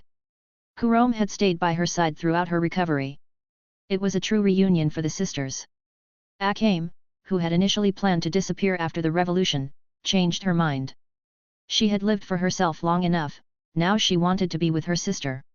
Therefore, she, along with Kurom, had volunteered to be Mika's personal guards. Very well. I'm glad you're willing, Mika said with a smile. Danmachi world. Orario. We're back. Meli exclaimed cheerfully as they reappeared in their familiar home in Orario. Although they had only been gone for a moment in Orario, they had spent years in another world. It's good to be home, Ermid said, touching the familiar furniture. She was always sentimental. Mika, however, was more pragmatic. He looked around, then turned to his maid. Tsukuyomi, no, in this world, with its gods, we should call you Au. Unlike before, when he had left those he recruited in other worlds behind, this time he had brought Tsukuyomi back to Orario. After all, she was his maid. He couldn't just leave her in that world to serve others. More importantly, she was a Teigu. Now that he understood the secrets of biological type Teigu, he could easily claim he had developed a new weapon crafting technique. Besides, his primary reason for bringing Tsukuyomi to Orario was to protect Yahweh. Before leaving, Mika had sensed the impending conflict with the Dark Faction. If not for their secret expedition to level up Orario's strongest adventurers, that battle would have already begun. Even so, he knew it couldn't be delayed for much longer. And once it began, even the gods would be targets. He needed someone to protect Yahweh at all times, to prevent her from being forced back to heaven. After all, the gods in the lower world couldn't use their divine powers. From now on, Au, you will serve Yahweh. Obey her every command. Yes, Master. Tsukuyomi followed Gabriel to Yahweh's chambers. Although now serving Yahweh, her true master was still Mika. We have 1 week to readjust. We must return to our previous state before the expedition, Mika instructed Meli and Ermid. They nodded seriously, understanding his concerns. This journey had changed them more than any previous one, both in terms of their experiences and the sheer passage of time. They had become Emperor, Prime Minister, and Grand General, transforming a dying empire and changing countless lives. These experiences had profoundly impacted them. If they weren't careful, these changes could create a disconnect between them and their lives in Orario. Their close friends might notice something amiss. Seeing their understanding, Mika dismissed them. They needed time and space to readjust. Returning to his room, Mika closed the door and looked around, memories of his time in that other world flooding his mind. I've missed you, my dear bed. He jumped onto it, a smile touching his lips. It was far more comfortable than the Emperor's grand bed. As he lay there, memories of his time in the Akamega kill world resurfaced. After the Revolutionary Army's surrender, many talented individuals had joined the Empire, thanks to Meli's efforts. And to Mika's delight, Akame and the others were among them. After a heartfelt conversation, all the members of Night Raid had chosen to serve him. And after receiving Fauna, they hadn't disappointed him. Each had developed unique skills. Akame, in particular, had been exceptional. Perhaps due to Murasame's ultimate technique, she had not only developed skills but also magic. This delighted Mika. Magic was a rare and valuable asset. As expected of a true protagonist. With the addition of the Revolutionary Army's talents, and those Meli had nurtured, the Empire's reliance on local noble families diminished significantly. After integrating their power, they began purging the corrupt families. As expected, widespread rebellion ensued. Countless insurgents rose up, seemingly surrounding the Empire. But it didn't last long. Once the Empire began its counter-offensive, the rebellions were swiftly crushed. After all, this wasn't an ordinary world. In a world with extraordinary powers, individual strength couldn't be ignored. Facing Teigu users leading the charge, the rebellions were swiftly quelled. During this campaign, the Empire had also recovered several lost Teigu. As expected of millennium-old families, they had hoarded many of the Empire's lost treasures. But even Teigu users varied in strength. Mika's Teigu users were battle-hardened veterans, personally trained by him. Those pampered nobles were no match for them. Before Mika and his companions left, the Empire had completely dismantled the power of the noble families and was preparing for further expansion, aiming to conquer the world. The wealth seized from the noble families was astonishing, even to Mika. With these resources, the railway network was rapidly expanding throughout the Empire. This journey truly allowed me to experience a different life. Such experiences were beyond my wildest dreams. A truly satisfying adventure. Lying comfortably on his bed, shedding the weight of his imperial responsibilities, Mika murmured, "Now, it's time to return to the life of an adventurer." Chapter 189, 186, The bed's too small. Astria Familia brings grim news. After some time to readjust in his room, Mika felt his usual self returning. After all, he was a seasoned traveler between worlds. In the evening, summoned by Au, he emerged from his room and joined Yahweh for dinner, seeing her in her true form for the first time in a while. "Ugh, I don't want to be back," Yahweh complained, savoring the meal Au had prepared. "I haven't had enough fun in that other world yet." As the designated support member, she always found herself burdened with tedious tasks in each new world. Though, she didn't particularly mind. "We've been in that world long enough. Any longer, and we would have struggled to readjust," Mika countered. While life as Emperor was a novel experience, it eventually became tedious. The only reason we stayed so long was the abundance of forging knowledge to learn and apply. Otherwise, with our near-invincible status in that world, why would we stay for so long? After all, Ermid, Meli, and I have all reached the limits of our fauna at our current levels. Ermid and Meli nodded in agreement. After years of training in the other world, they had reached the peak of their potential at their current levels.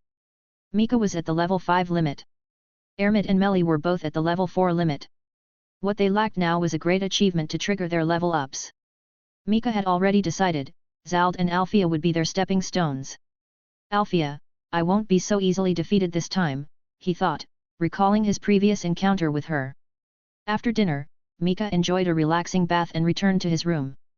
"Ah, no matter how many times I travel, nothing beats my own bed," he sighed contentedly, stretching out on the familiar mattress. But his moment of peace didn't last. After a while, his door creaked open, and Meli slipped inside. Seeing that he had noticed her, she placed a finger to her lips. "Shh. Don't let Ermid hear." Mika tilted his head, puzzled. Meli climbed into his bed and snuggled against him. "Your bed is so small, it can only fit 2 people. So I let Ermid take a bath first. Then, while she was relaxing in her room, I snuck over here. Now she won't know a thing."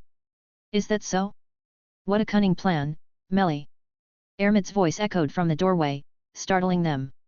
She stood there, her expression unreadable, her gaze fixed on Meli. Meli could feel the weight of her stare.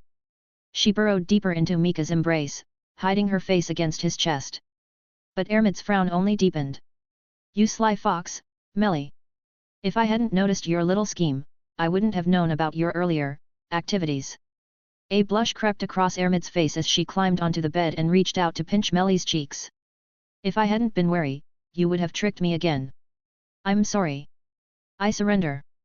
Though Ermid wasn't actually hurting her, Melly couldn't speak. Ermid released her grip and snuggled against Mika's other side. I'm sleeping here tonight, she declared. Mika chuckled wryly, feeling the bed shrink beneath the three of them. I can't exactly tell them the bed is too crowded, can I? He thought, then, with a laugh, he wrapped his arms around them. All right, then let's all sleep together. He turned off the light and pulled the covers over them. It would be a sleepless night.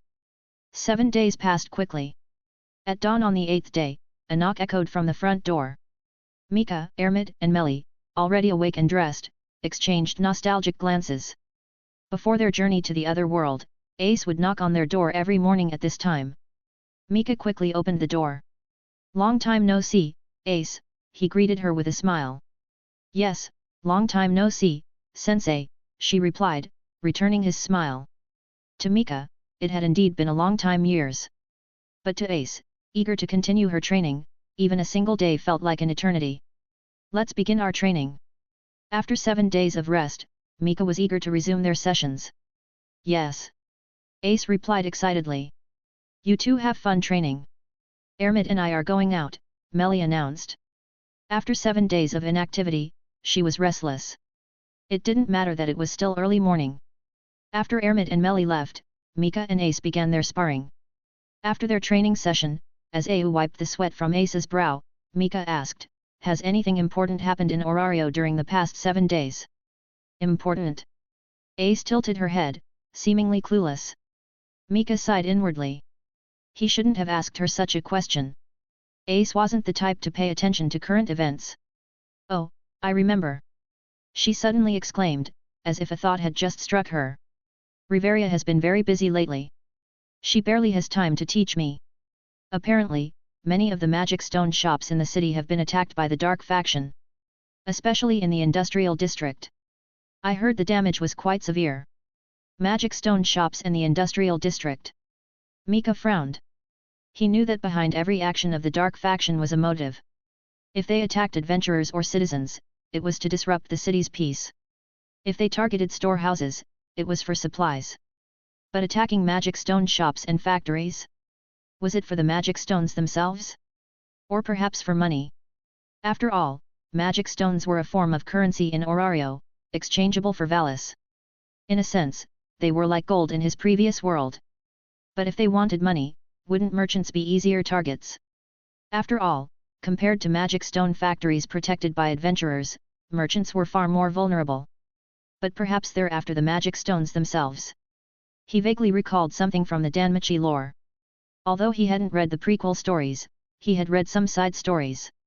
There were monsters that could enhance their strength by consuming magic stones. Could there be similar beings within the dark faction? He pondered their possible motives. Seeing him lost in thought, Ace didn't interrupt. After resting, she went to the courtyard and began practicing her swordsmanship. Since Mika was occupied, she would train on her own. As she practiced the wind breath techniques, attuned to the rhythm of the wind, she became immersed in her training, a gentle breeze swirling around her. The atmosphere in the city feels heavy. Melly and Ermid walked through the streets, observing the subdued merchants. 7 days ago, before their departure, the streets had been bustling with activity. This sudden shift was unsettling. What happened? Ermid wondered aloud. The heavy atmosphere dampened their earlier cheerful mood. Look, it's Elise and the others. Melly spotted the 4 members of the Astria Familia approaching. Elise. They ran towards each other, smiles lighting up their faces as they reunited. Long time no see, Elise, Gajano, Ryuu, Lyra. Long time no see, Ermid, Melly. How was the expedition? Elise asked. To explain their 7-day absence, Ermid and Melly had told them they were going on a dungeon expedition. After all, they usually assisted other familias with patrols, so requesting time off was normal. It was quite fruitful. Mika has reached level 5. Melly announced cheerfully. What? So fast? Elise, Gajano, and Ryua were astonished. They had fought alongside Mika in the dungeon and knew his strength. At the time, he was only level 4. Now, he was level 5, a first-tier adventurer. His strength must have increased dramatically. They couldn't help but feel a pang of envy. Actually, he qualified for the level up during our last expedition, but he wanted to maximize his stats before advancing. After 7 days of intense training, he finally felt ready, Melly explained. I see, they nodded. It seemed plausible. Enough about us. What happened to Orario? Melly asked, turning the conversation to the city's unusual atmosphere. The smiles on Elise, Gajano, and Ryuhu's faces vanished. It's the dark faction, Ryuhu said, her voice filled with anger. After you left for the dungeon, they launched a surprise attack. We didn't know their objective, so we were caught off guard. They targeted the magic stone shops and factories throughout the city. And they've attacked twice in the past 7 days. The dark faction is that brazen? Ermit asked, surprised. Well, nearly half of the Loki and Freya familias are currently deployed outside Orario, Gajano explained.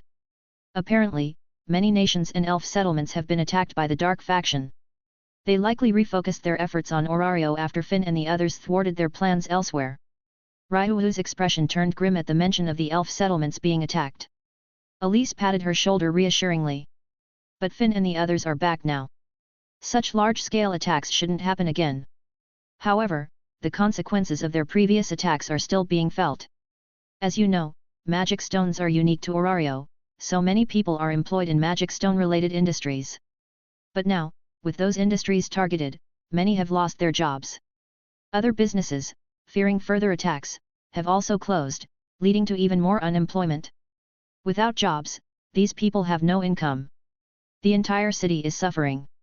For now, only a small portion of the population is truly destitute. But if this continues, Orario could descend into chaos.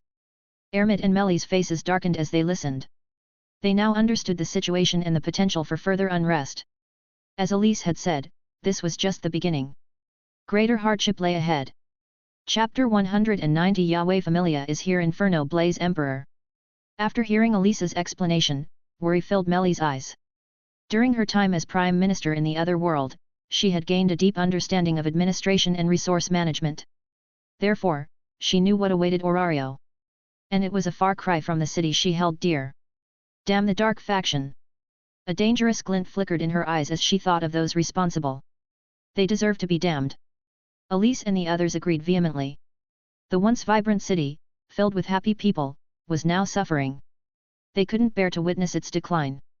Come on, Melly, Ermit said, looking at the somber faces around her. Let's take a walk. Let's see with our own eyes what the dark faction has done to Orario. We will make them pay. Her voice was filled with quiet fury as she clenched her fists. Melly, seeing Ermit's uncharacteristic anger, was momentarily stunned. All right, let's go. She understood, Ermit, usually gentle and kind, was truly enraged. You two go ahead. We need to continue our patrol, Elise said, sensing Ermit's need for solitude. She led Gajano, Ryuhu, and Lyra away. Melly and Ermit continued their walk, their earlier cheerful mood replaced by a heavy silence. I've never seen Ermit so angry, Lyra remarked after they parted ways, her hand pressed against her chest. Elise, Gajano, and Ryuhu nodded in agreement. The intensity of Ermit's anger had been startling. She was truly terrifying, Elise said, still slightly shaken. Even Mika, Ermit's childhood friend, had never seen her truly angry. It was as if she was incapable of such emotions. But it's understandable, Gajano said. She's a healer. She wouldn't be able to bear witnessing such suffering. Orario was so lively before they left for the expedition. And now? Ryuhu shook her head sadly. This is our fault, Elise said, her voice filled with guilt. We failed to protect Orario. As a familia dedicated to justice, the Astria familia couldn't tolerate such evil. It's because we're not strong enough, Elise declared after a moment of silence. We need to train harder. For now, let's focus on our patrol. She smiled at her companions, her usual cheerful demeanor returning. Seeing her smile, Gajano, Ryuhu, and Lyra felt their earlier hesitation vanish. Elise always had a way of dispelling their doubts. Let's go. With renewed determination, they resumed their patrol, upholding justice within the city. So that's what happened. Melly and Ermid returned to their familia home after nightfall, recounting everything they had witnessed to Mika. It seems the dark faction is ready to make their move. After analyzing the information, Mika understood. They had been quiet since Finn and the others reached level 6, but now they were finally ready to challenge Orario once more. Ayu, you must stay by Yahweh's side at all times. The dark faction might target her. Yes, Master, Tsukuyomi replied earnestly. Mika, do you think they'll really attack the gods? Yahweh asked, a thoughtful expression on her face. It's their only option.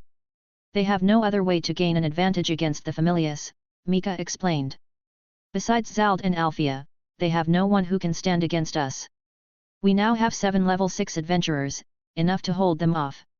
And even if they could match our high-level strength, we still have a significant advantage in terms of overall numbers. Therefore, their only option is to target the gods. After all, an adventurer's strength was derived from their god. If a god perished, their familia would lose their powers until they joined another familia. This was the foundation of the familia system.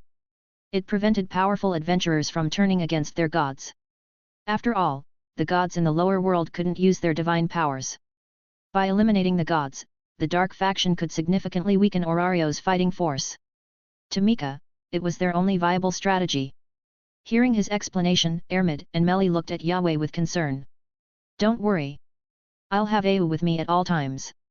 You can focus on your duties, I'll be safe, Yahweh reassured them gently. She knew that in the upcoming conflict, Mika, Ermid and Melly would be at the forefront. She didn't want them to worry about her. Perhaps this battle against the dark faction is precisely what the Yahweh familia needs to become the strongest, she thought to herself. Wait, what's that? Just then, a bright red glow in the distance caught Melly's attention. Mika quickly climbed onto the roof. That's the industrial district. Could it be another attack by the dark faction? He exclaimed, his voice filled with anger as he watched the flames rising into the night sky. It is the dark faction. Seeing the fire in the industrial district, the 3 of them rushed towards it. Upon arriving, they saw the dark faction members rampaging through the streets, setting fires and looting. The adventurers stationed there were fighting back, and others from various familias were converging on the scene, drawn by the flames. Due to their proximity, Mika, Ermid and Melly were among the first high-level adventurers to arrive. Attack! There was no need for discussion. Mika drew his long sword and charged into the fray, followed closely by Ermid and Melly. He had already assessed the situation. Their priority was rescuing their fellow adventurers who were struggling to hold their ground against the dark faction. Bang! He appeared beside a dark faction member, delivering a powerful punch to the man's abdomen, sending him flying. The force of the blow ruptured his internal organs, killing him instantly. It's the Inferno Blaze Emperor. The Yahweh familia has arrived. Hold on, everyone. Reinforcements are here. Oh! The adventurers' morale soared as they saw Mika appear on the battlefield. Mika, hearing his new title, blushed slightly. Inferno Blaze Emperor was the title he had been given after his return from the dungeon. Although still somewhat embarrassing, it was far better than his previous title. Ermid and Melly's titles had also been updated. Ermid was now known as the Warfront Saint. Melly was the Floral Illusionist. It was said that Loki and Freya had personally chosen their new titles. If the other gods had been involved, the results would have been far more embarrassing. Mika quickly shook off his embarrassment. He had grown accustomed to such titles, it was merely the years spent in the other world that had made him forget. Ignite! With this ring of flames, I command thee. Seeing the large number of dark faction members nearby, he cast his magic, his speed increasing dramatically under the flames enhancement. His crimson figure blurred through the night as he cut a sway through the enemy ranks. The dark faction's morale plummeted. Orario's reinforcements have arrived. Retreat! A voice shouted from the shadows. Upon hearing the command, the dark faction members immediately began to withdraw, showing no hesitation. Their organization is impressive. Or perhaps they've practiced their retreats. Mika briefly considered the possibility before dismissing it. This wasn't the time for contemplation, but for action. Using his exceptional hearing, he pinpointed the location of the voice that had issued the command. A spear materialized in his hand. With a powerful throw, a crimson streak of light flashed through the night, followed by a scream. Mika arrived at the source of the sound and saw a dark faction member pinned to a wall by his spear. Well equipped. Must be a leader, he thought, observing the enemy's attire. After all, if he were an executive, he wouldn't have been so easily defeated. Satisfied, Mika ignored the fleeing grunts, focusing on a more pressing matter, the raging fire consuming the industrial district. He extended his hand towards the flames, and to the astonishment of the surrounding adventurers, the fire began to flow towards him, converging on his palm as if drawn into a vortex. He absorbed the flames.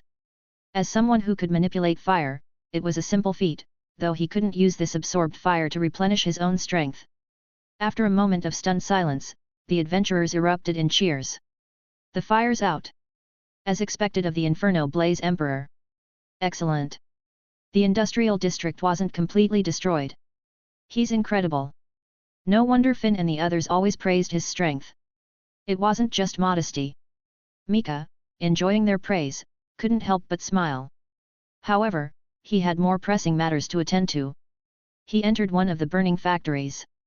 After a quick inspection, his expression turned grim. Many of the finished magic stone products were gone, stolen by the Dark Faction. So that's why they retreated so quickly. Their objective was to steal the finished products while we were distracted. But what do they want with them? This was the third time Aurario's magic stone shops and factories had been targeted. Logically, they should halt production, but that wasn't an option. Stopping production would lead to widespread unemployment. Therefore, despite the risk, Orario had to restore the industrial district as quickly as possible to ensure the workers' livelihoods. Few people in this world had savings, any disruption to their income could be devastating. This is troublesome. All we can do is increase security for now. But we can't defend forever. They'll find another way. Mika frowned, his worry growing. Chapter 191 Dark Faction attacks have intensified. A hero shoulders more. Mika, what's the situation? Finn arrived at the factory with Riveria and Gareth, their footsteps echoing through the large space. The finished magic stone products are gone, Mika reported, turning to face them. As expected. Finn muttered, biting his thumb, a frown creasing his brow. He had suspected as much on their way here. The Dark Faction's motive remained a mystery. Seeing Finn's puzzled expression, Mika chuckled. If even you can't figure it out, Finn, then I won't waste my brain cells on it. Are you sure it's alright to just dump this on me? Finn asked with a wry smile. Of course. The capable should shoulder more responsibility. You're a hero, after all. Mika clapped Finn on the shoulder and headed outside. Although he hadn't been in the factory for long, many familiar faces had already gathered outside. Alan and other members of the Freya Familia. Shakti and her sister, Adi, from the Ganesha Familia. Elise, Gajano, Ryuhu, and others from the Astria Familia were also present. Clearly, Aurario's various familias had responded swiftly to the fire in the industrial district. Their arrival times differed only because of their varying distances from the scene. The Dark Faction members responsible for the chaos had already been apprehended. Yo, Mika. Long time no see, Shakti, Elise. Mika exchanged greetings with his comrades. Since they were all on duty, they quickly dispersed to attend to their respective tasks. After a brief search, Mika found Ermid and Melly in the area designated for the wounded. Ermid stood amidst the injured, chanting her healing spell. Healing drops, tears of light, eternal sanctuary, I call upon the light's symphony. 365 melodies, the calendar of healing shall mend all creation. Then, descend, banish all evil. Seal the wounds, soothe the pain, cast curses to the other side, deliver the light's pivot. In the name of the divine, I heal you. Dia Fratel. Aurario's most potent healing magic manifested, bathing the wounded in a brilliant, restorative light. As Ermid's magic worked its wonders, Mika approached Melly. Ermid's magic is always so beautiful. Indeed. Both its form and its effects are truly breathtaking, Melly agreed. Thanks to Ermid's healing, the injured were quickly recovering. Her magic's potency had increased significantly since reaching level 4, far surpassing her earlier abilities.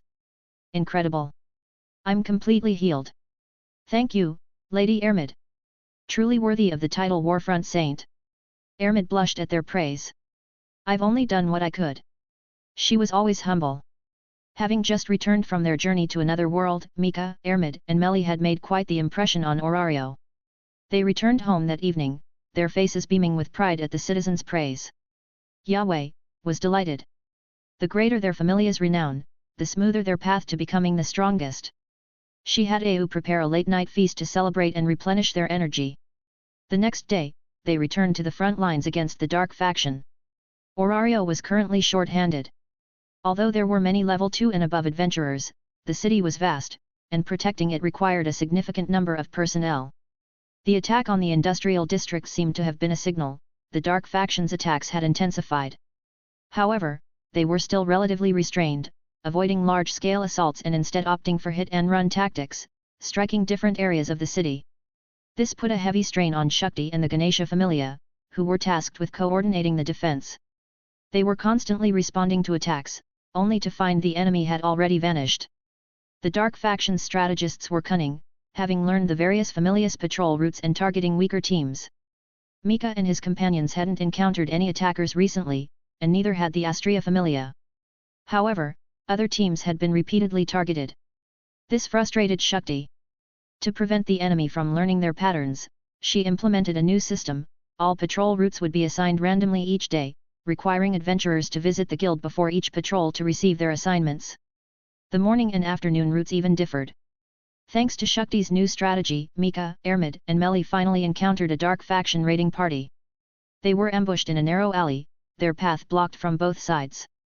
Die, guild lapdogs! Without a word, the enemy leader gave the order to attack. As they charged, Mika quickly assessed their numbers, 12 in total, 5 of them level 2 adventurers. No wonder the other teams suffered such heavy losses. They were outnumbered, outmaneuvered, and outmatched, he muttered, delivering a swift punch that sent one of the level 2 attackers crashing to the ground. We're outmatched. Retreat!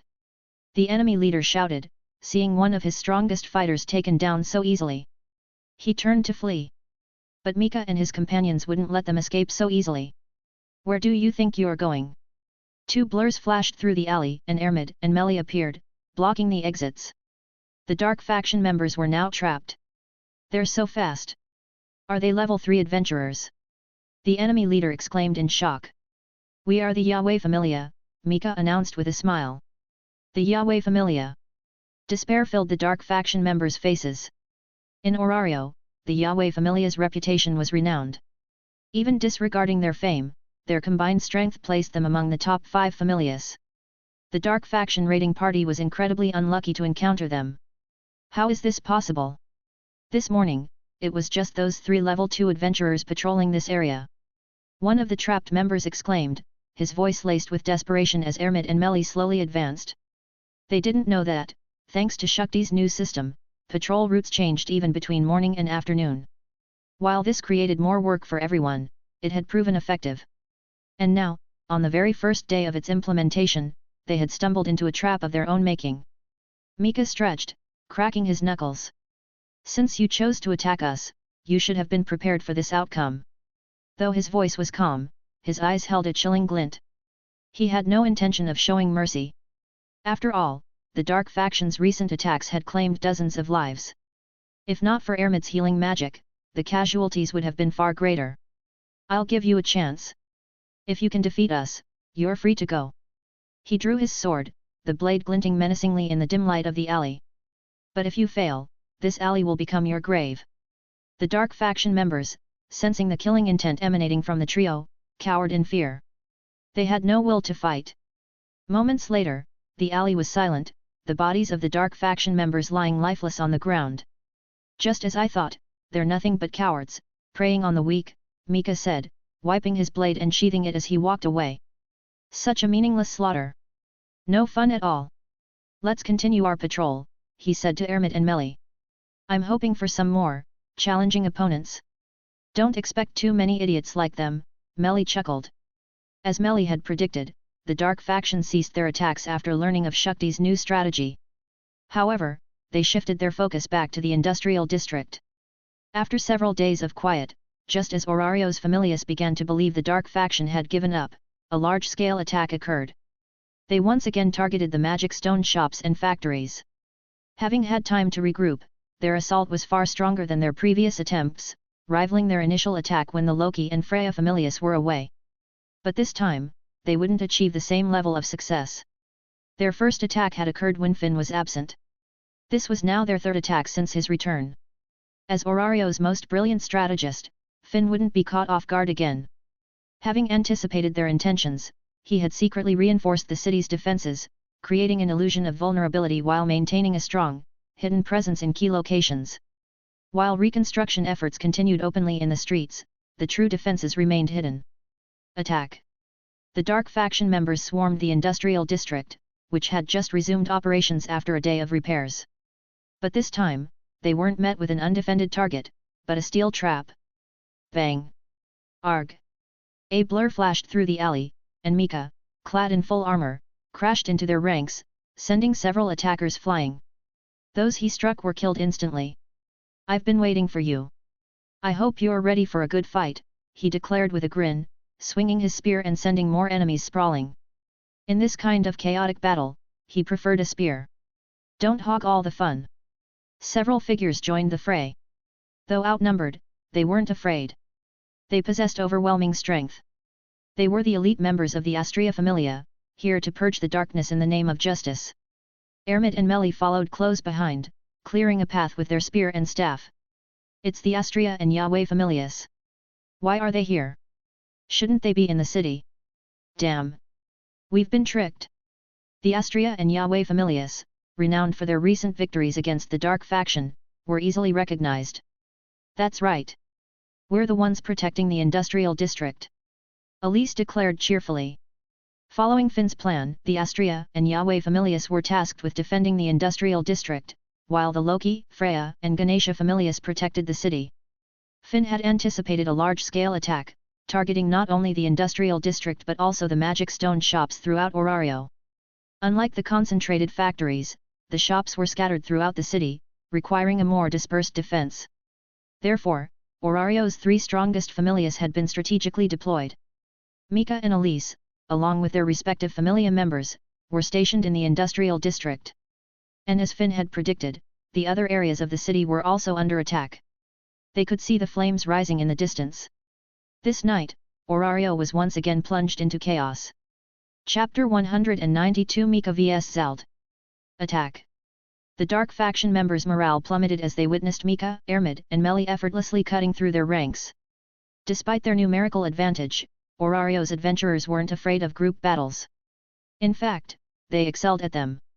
After all, within the dungeon, they were constantly outnumbered.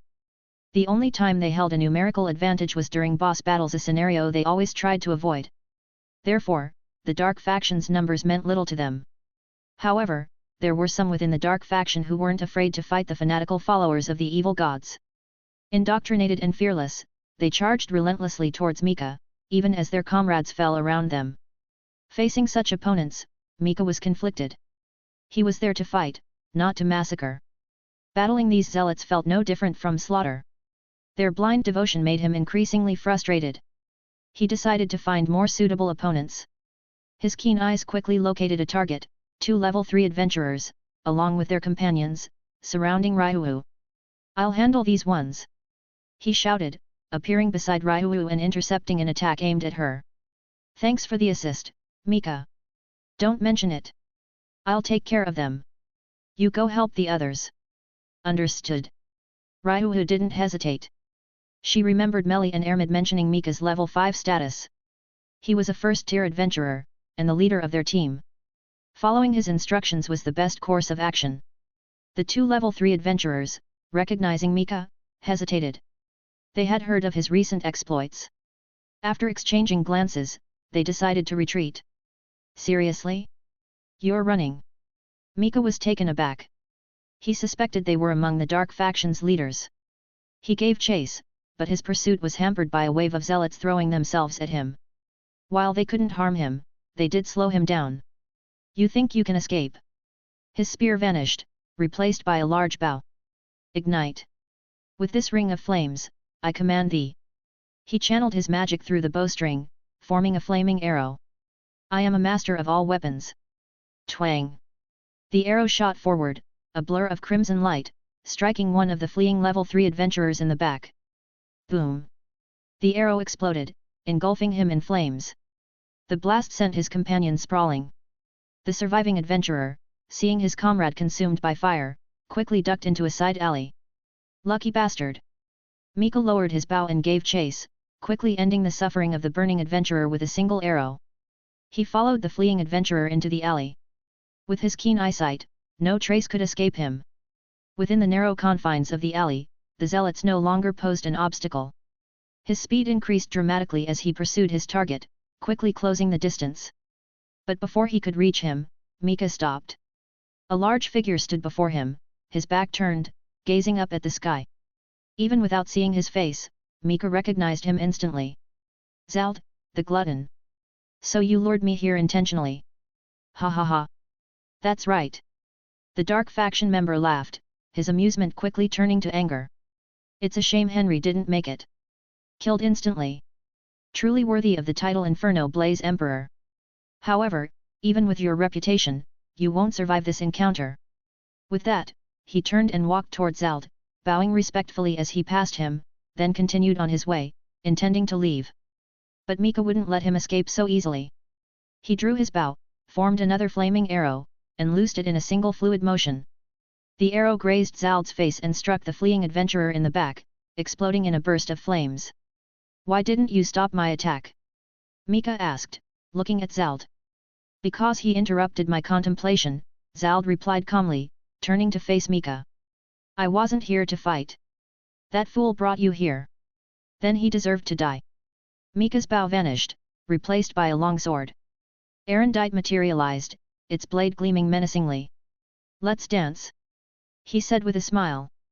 Facing Zald, Mika couldn't hold back. He had to unleash his full power. He drew his most trusted weapon, ready for battle. Zald hesitated. He was eager to test the strength and potential of this descendant of the Hera Familia. However, Alfia had forbidden him from engaging Mika. She considered Mika her opponent. Torn between his desire to fight and his respect for his comrade, Zald hesitated. He didn't want to anger Alfia. Seeing his hesitation, Mika instantly understood his dilemma. After all, nothing could make a true warrior hesitate except. He couldn't help but smile inwardly. Could it be that, like Zeus before Hera, all members of the Zeus Familia held a certain deference towards the Hera Familia? This was truly a reflection of their respective deities. This realization strengthened Mika's resolve.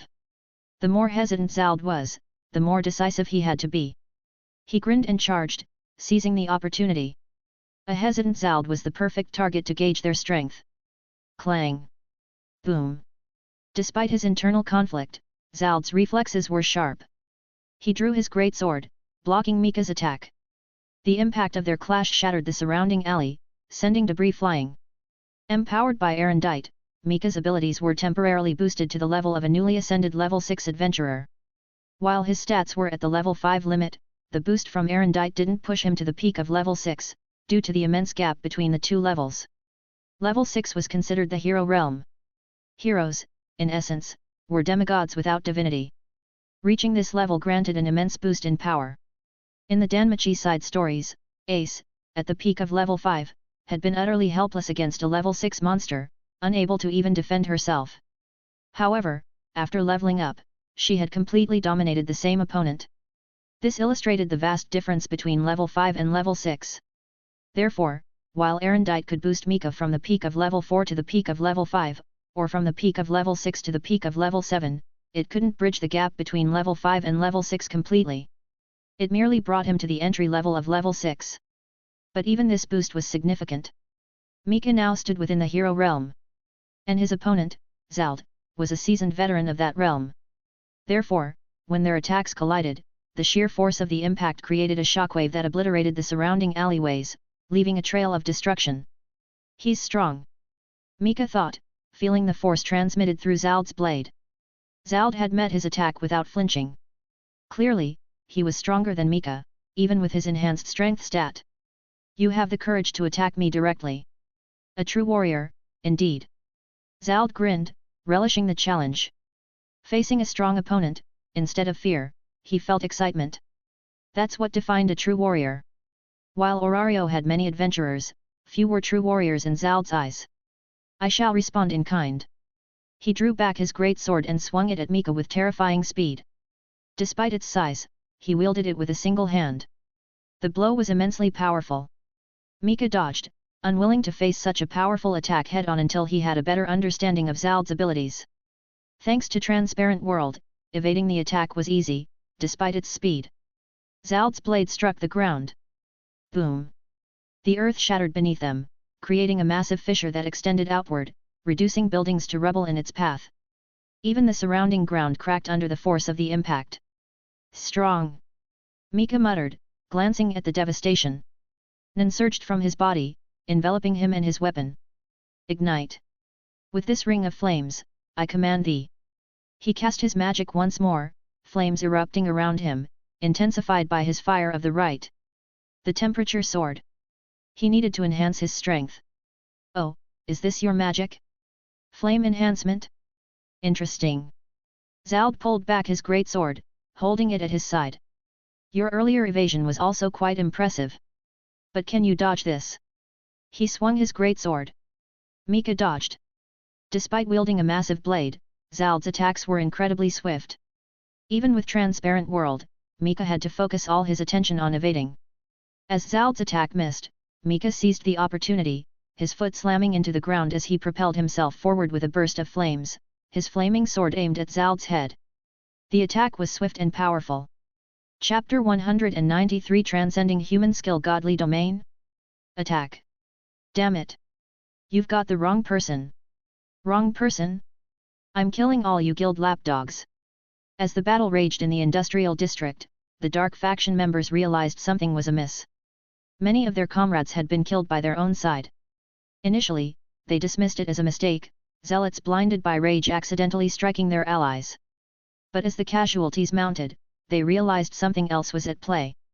Their gazes turned towards Melly, who stood outside the fray, observing the battle with a smile. The floral illusionist of the Yahweh Familia, could it be her illusions? Are our comrades under her control?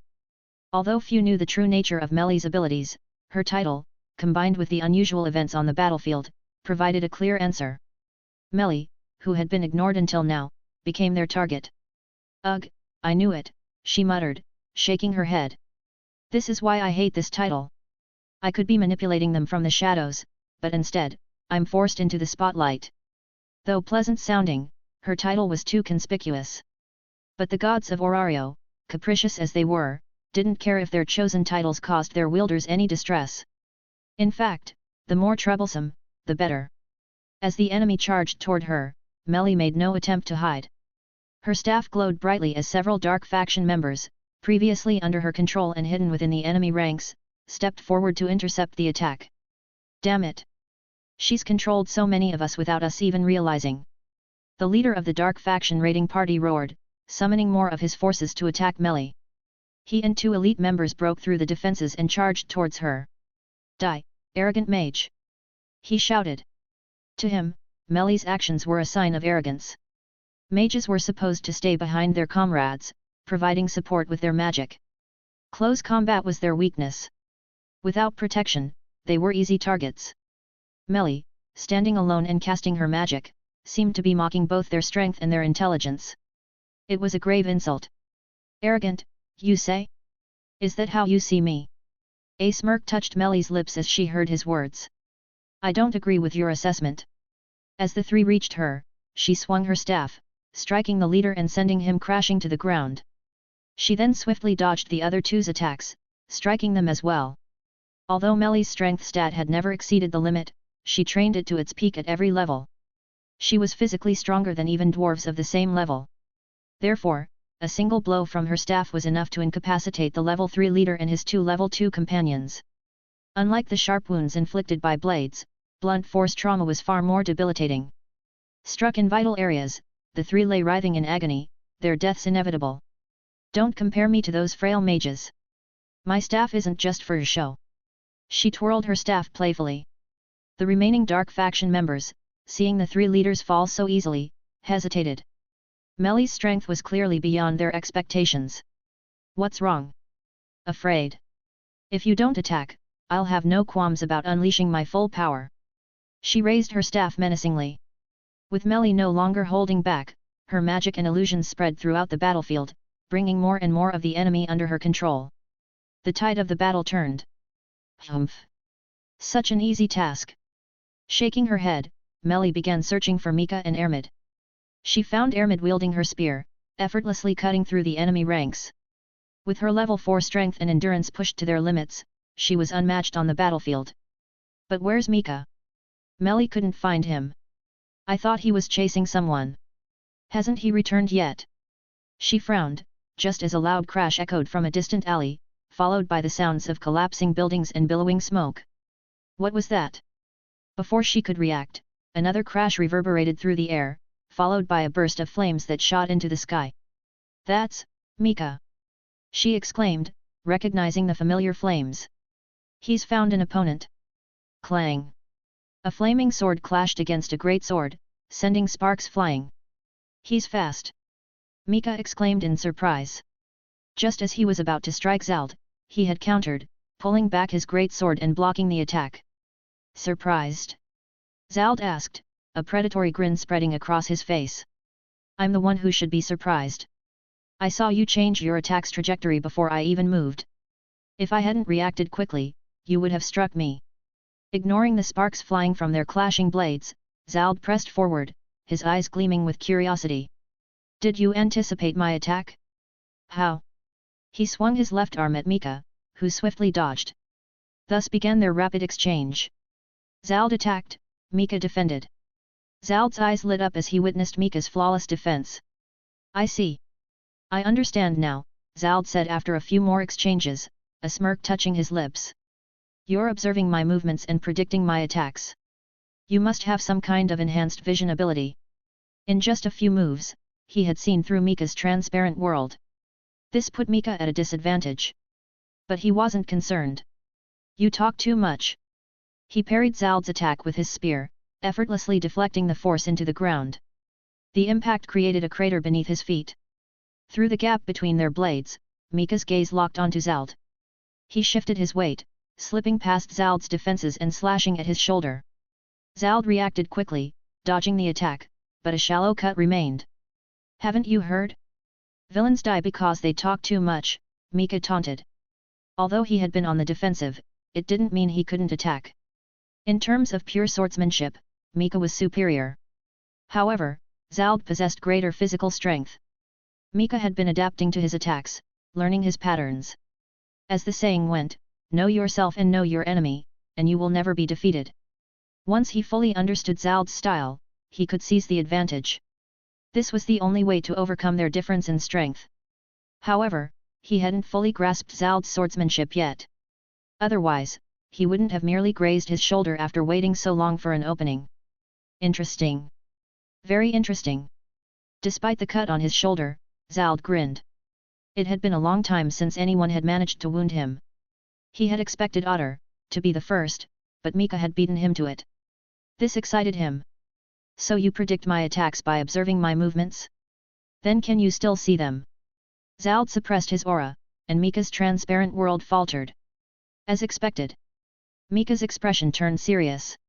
Someone like Zald, a battle-hardened veteran who stood at the pinnacle of human strength, had long since reached the level where he could neutralize transparent world. He simply hadn't needed to until now. It seems the real battle begins now. A smile touched Mika's lips, his fighting spirit surged. Arg! He unleashed a burst of flames from his back, propelling himself forward at incredible speed, a blur of motion too fast for the naked eye to follow. Zald grinned, raising his great sword to meet Mika's charge. Clang! He effortlessly parried the attack, the flames scattering harmlessly to the sides. Clang! Now at full speed, Mika relentlessly attacked, his flaming sword a blur. Although Zald's swordsmanship was impressive, to Mika, whose skills had reached the godly domain, his movements were still predictable. He targeted Zald's weaknesses. Forced onto the defensive, Zald struggled to maintain his composure under Mika's relentless assault. Slash! Mika's blade grazed Zald's shoulder once more, this time inflicting a deeper wound. The flames cauterized the flesh instantly, the smell of burning flesh filling the air.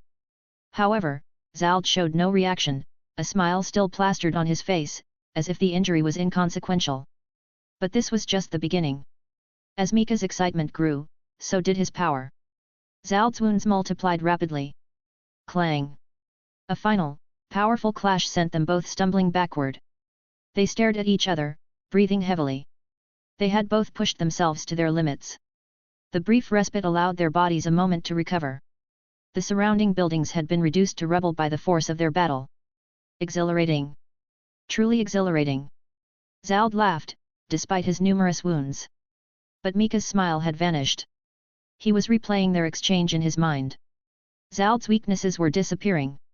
Normally, when faced with Mika's relentless assault, a defensive fighter would instinctively try to compensate for their weaknesses, inadvertently revealing new ones. But Zald was different. As he corrected his flaws, he exposed fewer and fewer openings. By the end of their exchange, there were none.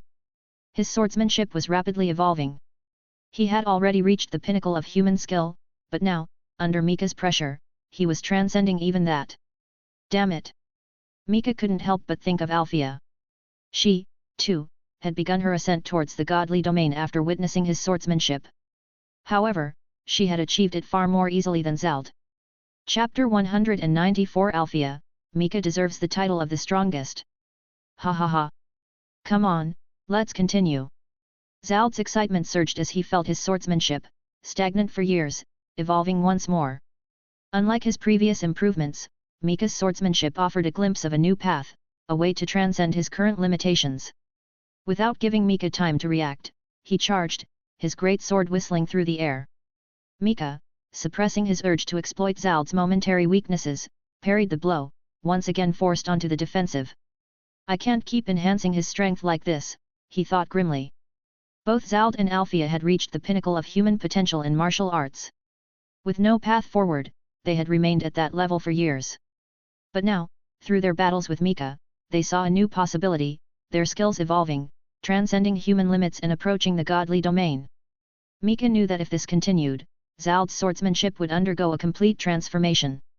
Then, Orario would face not only Zald but also Alfia wielding divine martial arts. Given her talent, once Zald achieved that level, she would quickly follow. For individuals like them, all they needed was a spark of inspiration. And for Alfia, especially, the only thing holding her back was herself. Facing two opponents with divine martial arts, Orario's already slim chances of victory would vanish completely. Therefore, Mika couldn't risk attacking Zald's weaknesses any further. To Zald, his own swordsmanship was flawless, based on his own perception and understanding. However, Mika's divine swordsmanship allowed him to perceive Zald's flaws. Through their exchanges, Zald had begun to recognize those weaknesses. Mika's attacks had forcibly elevated his understanding. And with this improved perception, his swordsmanship evolved. He had been stagnant at the peak of human skill for far too long. This rapid improvement was a direct result of Mika's attacks. Therefore, he couldn't risk further enhancing Zald's abilities. But even with Mika on the defensive, Zald's skills continued to improve, he hadn't fully absorbed the insights gained from their earlier exchanges. Clang! Zald's great sword slammed into Mika's, pushing him back. Damn, his improvement is too fast. He's surpassed human limits but hasn't reached the godly domain yet. Alfia is likely at this level as well. Mika grimaced, forced to focus all his energy on defending. He had created this monster himself. But his frustration didn't last long. Zald's progress plateaued as he fully integrated his newfound insights. However, this stagnation frustrated him. As a pure warrior, he craved greater strength. He had seen a glimmer of hope, a path forward, and now Mika's defensive stance denied him that opportunity. Without Mika attacking his weaknesses, he couldn't learn and improve. He wasn't a monster like Alfia, capable of absorbing knowledge effortlessly through observation. Hey, brat, are you going to cower like a weakling? Attack me! Mika rolled his eyes. Nice try. I know what you're thinking. Forget it. I won't give you any more opportunities to improve. If you want to continue, we'll settle this during the decisive battle. To minimize their losses, Mika had to defeat Zald and Alfia before they could fully integrate their newfound skills. If they were given time to adapt, their strength would increase dramatically. This meant that continuing their duel now would escalate into a life-or-death struggle. Until now, neither had used their full power. They had relied solely on their physical abilities and martial skills. Mika had used enhancement magic and techniques to close the gap between their strength, but they had both refrained from using their more potent abilities. Mika had considered unleashing his full power and risking a direct confrontation when Zald's swordsmanship began to evolve. Even if he couldn't defeat him, he could lure Finn and the others, allowing them to overwhelm Zald. But he dismissed the idea. He suspected that Alfia would arrive before Finn and the others. Although he couldn't sense her presence, his intuition told him she was nearby, observing their battle. If that were the case, he would be playing right into their hands. A decisive battle. Mika's words made Zald realize that he wouldn't get another chance to learn from him now. After all, Mika's flawless defense was impenetrable. Disappointed, he sheathed his great sword. In that case, our duel ends here. It ends here? Mika asked cautiously, lowering his sword as Zald sheathed his. Indeed. As you said, it's not yet time for our decisive battle, Zald replied, a smirk playing on his lips. Although he hadn't fully achieved the godly domain, his pseudo-godly domain level of swordsmanship was already a significant improvement. After all, he was dying. To witness such high swordsmanship before his death and to have taken a step closer to that realm was already a blessing. Besides, the battle nearby is almost over. If I stay any longer, I won't be able to escape. Mika looked around.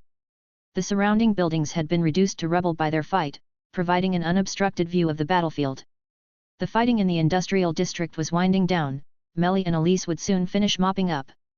The flames and sounds of battle from the other streets had also subsided. So you're afraid? Mika taunted. If he had persisted, Finn and the others would likely have arrived by now. He was certain Finn had left scouts in the area, anticipating the possibility of a stronger enemy appearing. After all, Mika's connection to the Hera Familia made him a likely target for Zald and Alfia. Afraid? Do you really think so? Zald chuckled. He understood Mika's intentions. You're an amusing little brat. If you want to continue our duel, instead of hiding behind your defenses, I'd stay and fight, even if it meant facing your entire familia. What do you say? Mika rolled his eyes. Nice try. But I know Aunt Alfia is here as well. He had sensed her presence after his duel with Zald concluded. He suspected she had deliberately revealed herself. Don't call me Aunt. Alfia's voice, filled with irritation, echoed from above as she descended, landing before Zald and glaring at Mika. She was particularly sensitive about her age. Yes, Aunt Alfia, Mika taunted, a playful grin on his face. Alfia's eye twitched. Do you think I won't kill you? She said, her voice dangerously low. A chilling aura emanated from her, sending shivers down both Mika and Zald's spines. I went too far, he thought, forcing a smile. Of course not, Alfia, he said quickly. Seeing him back down, Alfia snorted and turned to leave. Just you wait, Mika. I will kill you. I'll be waiting, he replied calmly, his smile vanishing as he watched her and Zald depart. So, he's the one you've chosen? Zald asked as they made their way back to the Dark Faction's base. Indeed. Alfia nodded, a subtle smile playing on her lips. In my eyes, there's no one more suitable in Orario. Did you sense it? He leveled up again. Even among high-ranking adventurers, he's exceptionally strong. Just as Mika had suspected, she had been observing their battle from the shadows, fully aware of his progress. Indeed, Zald agreed. His duel with Mika had left a lasting impression. Mika's swordsmanship, especially at his age, was astonishing. Even Alfia couldn't match his skill. For someone who had always been overshadowed by Alfia, it was almost unbelievable. If he hadn't experienced it firsthand, he would never have believed it. As they continued their journey, Alfia's sudden question interrupted Zald's thoughts. I recall your target was Otter, wasn't it? That's right. Although those from the Loki and Freya familias have also reached level 6, he's still Orario's strongest. Humph. Alfia scoffed. If Mika hadn't become an adventurer so recently, that title wouldn't belong to Otter. Zald chuckled. Are you sure it's wise to say that? You were just threatening to kill him. Only I can say such things. Mika deserves the title of strongest. After all, it once belonged to the Hera Familia. All right, whatever you say. Zald shook his head, accustomed to Alfia's stubbornness. The women of the Hera Familia were always like this. He looked up at the sky and smiled. The stage is set. Now, let's see if they can surpass us, learn from our experiences, and become true heroes. Chapter 195 The Decisive Battle Imminent. Mika, are you all right? Melly's voice broke through Mika's thoughts. He had been standing motionless, lost in contemplation, ever since Zald and Alfia's departure. He turned to see Melly, Ermid and Elise approaching. They had finished dealing with the remaining Dark Faction members, securing their victory. I'm fine. He was the one who got injured, not me, Mika chuckled, recalling the wound he had inflicted on Zald. Although it was a minor injury, and Zald hadn't been defending seriously, a wound was a wound. Really? Ermid, Elise and the others exclaimed in surprise. That man, he must have been Zald of the Zeus Familia. I caught a glimpse of him during the battle. He's terrifying. This, combined with his immense size, left little doubt about his identity. Besides their future adversary, Zald the Glutton, she couldn't think of any other possibility. Elise and the others shared her assessment. But Mika had just claimed he injured Zald?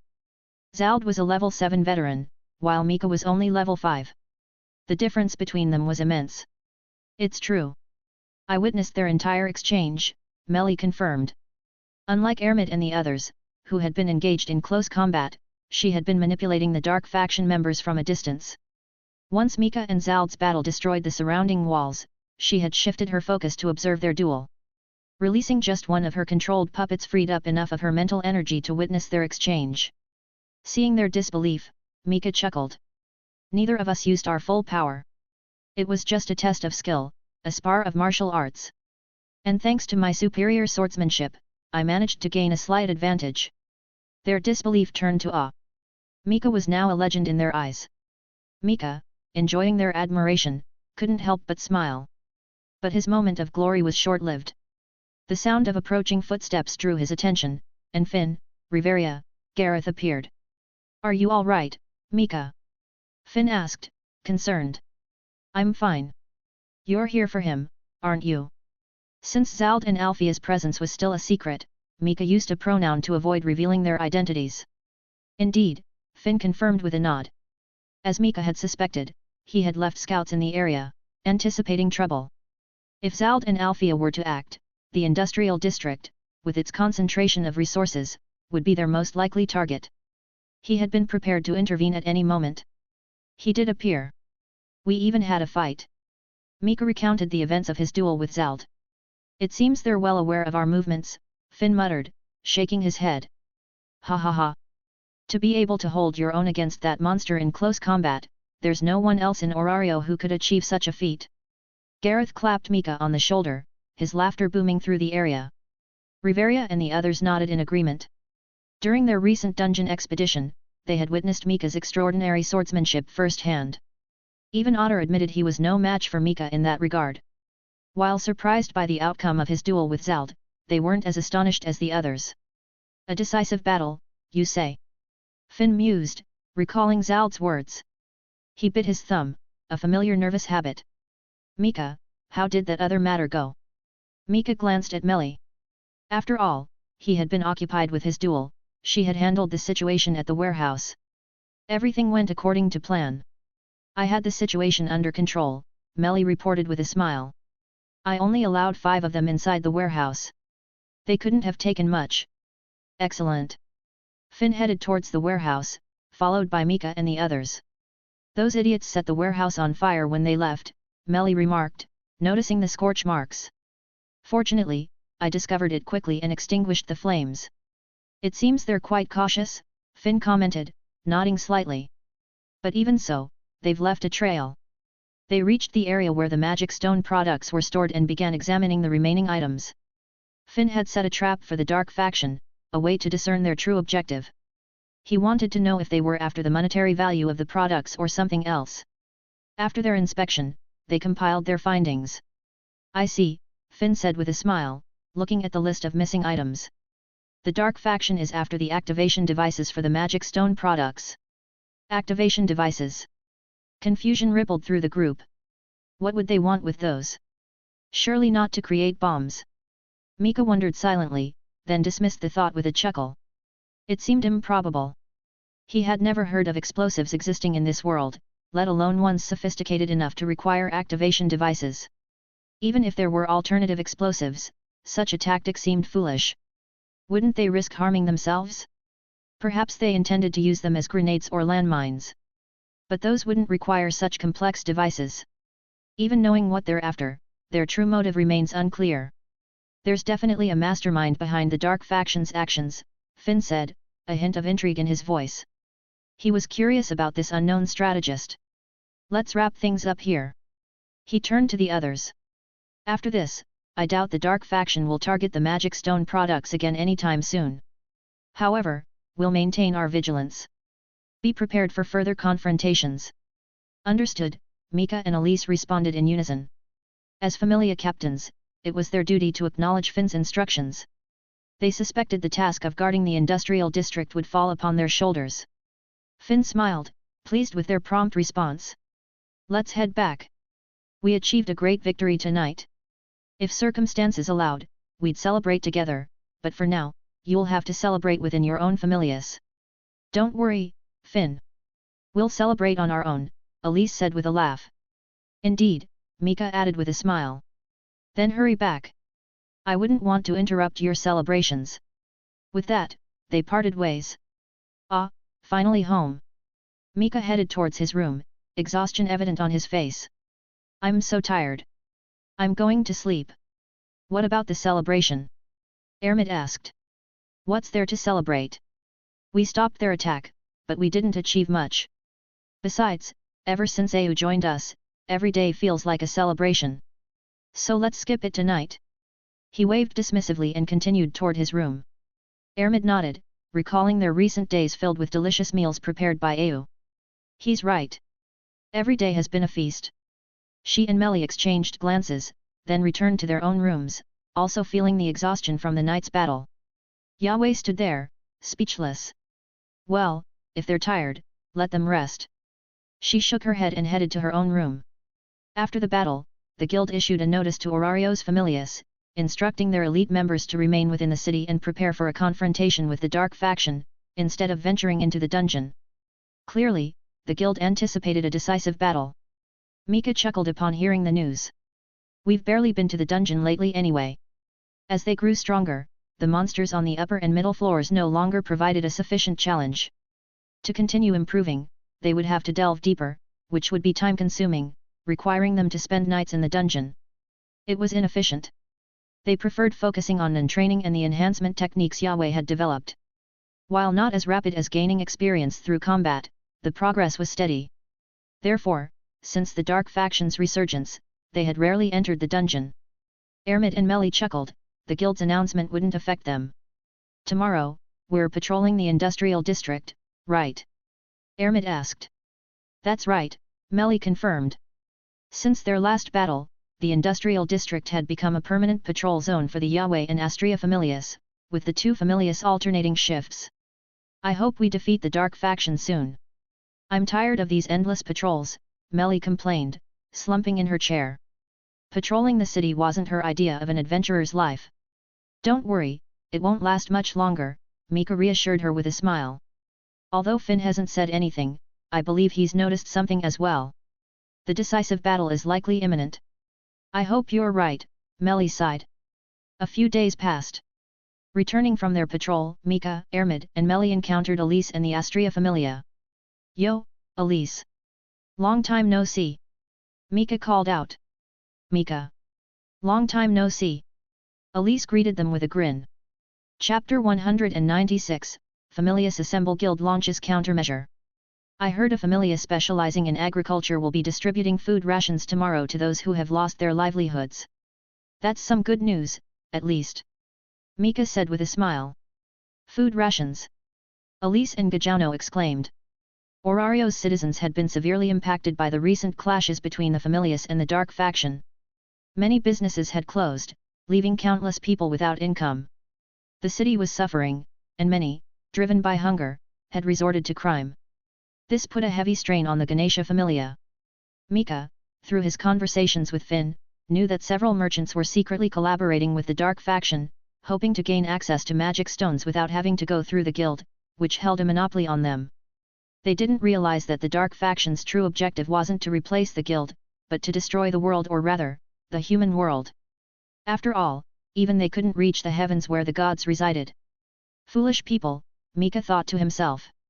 We should help out tomorrow, Ryuhu said. According to their schedule, the Yahweh Familia was assigned to patrol the industrial district the following day, which meant the Astria Familia was free to assist with the food distribution. Then we'll leave it to you, Mika said with a smile. Make sure you do your best, for all of us. You can count on us. Elise declared. Ah, what a beautiful day. Mika said, lying on the roof of a factory in the industrial district, enjoying the gentle breeze. Ermid sat beside him, her lap serving as his pillow. Are you sure it's all right for us to be slacking off like this? She asked with a smile, looking down at his closed eyes. Of course it is. Everything's under control, he replied, not bothering to open his eyes. Melly is patrolling the area on Fufu's back. We'll switch with her when she gets tired. With Fufu's abilities, one of us is more than enough for this task. Why send 3? You just want to relax, don't you? She teased, gently stroking his hair. Not at all. He protested, opening his eyes. Just then, Melly's voice called out from above. Mika. What is it? He sat up immediately. Thump. Melly landed on the roof beside them. I saw a fight happening in the distance. A fight? Mika stood up. Where? Near the food distribution area. Mika looked in the direction she indicated, then sat back down. Mika, why aren't you worried? Ermid asked, noticing his calm demeanor. Why should I be? You're concerned about the food distribution, aren't you? There's no need to worry. Besides the Astria Familia, Gareth from the Loki Familia is also there. Gareth is there too. Ermid relaxed. With Gareth having reached level 6, no one in the Dark Faction, besides Alfia and Zald, could match his strength.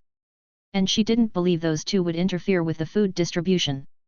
Unless it was their final confrontation, she didn't expect to encounter them again. Not everyone was as unlucky as Mika. That's good, she sighed in relief. Not good at all. Mika's expression turned serious. Based on the Dark Faction's past actions, I suspect the attack on the food distribution area is just a diversion. Their true target is somewhere else. We need to be vigilant. They might even be targeting us. Our break is over, he declared, looking at Ermid and Melly. So you were slacking off, Ermid said with a wry smile. However, the anticipated attack never came. Based on the sounds of battle they had heard, and information gathered from other adventurers, Mika's suspicions were confirmed. The Dark Faction had simply chosen a different target. And Finn had seemingly anticipated their every move, intercepting their main force before they could act, preventing the situation from escalating. As expected of Finn. That guy is just clever, Mika said on their way back to their familia home after their patrol. Upon returning, they were greeted by a familiar figure. Ace? What are you doing here at this hour? Since Ace always visited in the morning, her presence in the evening surprised them. Riveria sent me with a message, she replied. A message? Why send you personally? Mika asked, ruffling her hair. Everyone's busy, so I volunteered. I see. What's the message?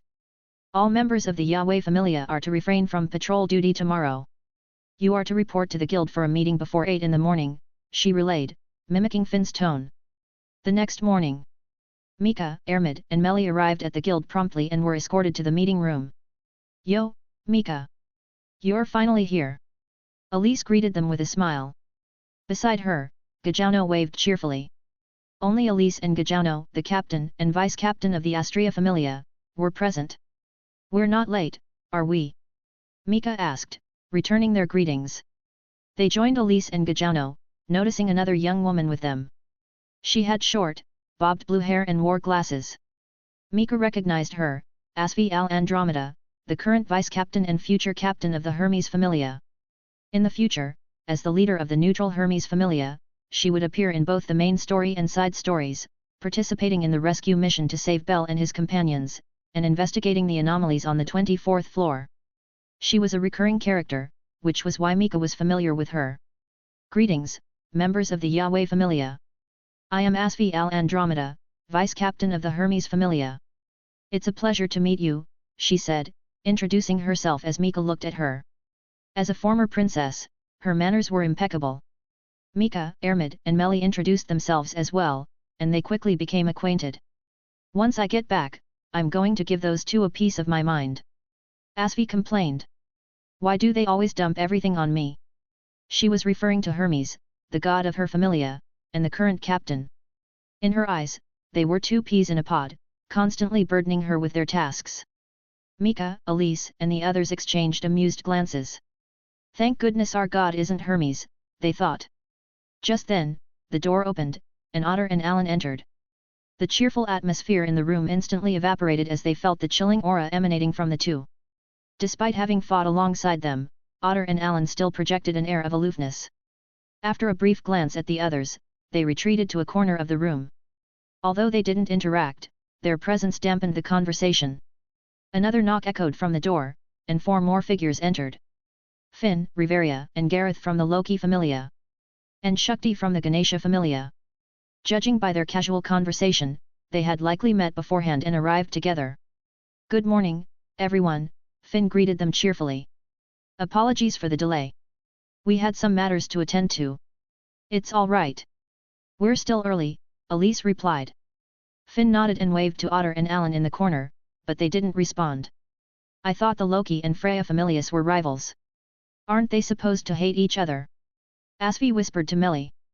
They were, but after their joint expedition into the dungeon, their relationship has improved. They're comrades who faced death together, after all. I see. Asvi nodded, enlightened. Once everyone had arrived, Finn stepped outside and asked a guild staff member to summon Royman Mardiel, the guild's representative. We, the invited guests, are all here. It wouldn't be appropriate for the one who summoned us to be resting, he said with a smile, returning to the meeting room. The others nodded in agreement.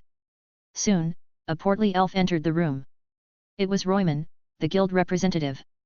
He glanced at the assembled adventurers, then addressed them in a booming voice, since all the familiar representatives are present, let us begin the Dark Faction countermeasure meeting. But before we do, I'd like to know what you've all been doing. The Dark Faction's attacks have continued unabated. And yesterday's incident was particularly egregious. Gareth stepped forward. Yesterday's incident was my oversight. I didn't anticipate the Dark Faction would resort to such tactics. Yesterday's incident. Mika, Ermid, and Melly, who had been guarding the industrial district, weren't fully aware of what had transpired elsewhere. They only knew that Finn had anticipated the Dark Faction's attack and thwarted their plans. We did anticipate their plan, Shakti explained. We expected them to use the food distribution as a diversion while their main force launched a surprise attack elsewhere. We successfully intercepted their main force, but we didn't anticipate them launching indiscriminate attacks in crowded areas. And we didn't expect the Valletta to be involved. Valletta, the Killing Empress, was the strongest in the Dark Faction, besides Alfia and Zald. She is a level 5. Based on our intel, we anticipated they would use bombs, so we had Gareth thoroughly inspect the area.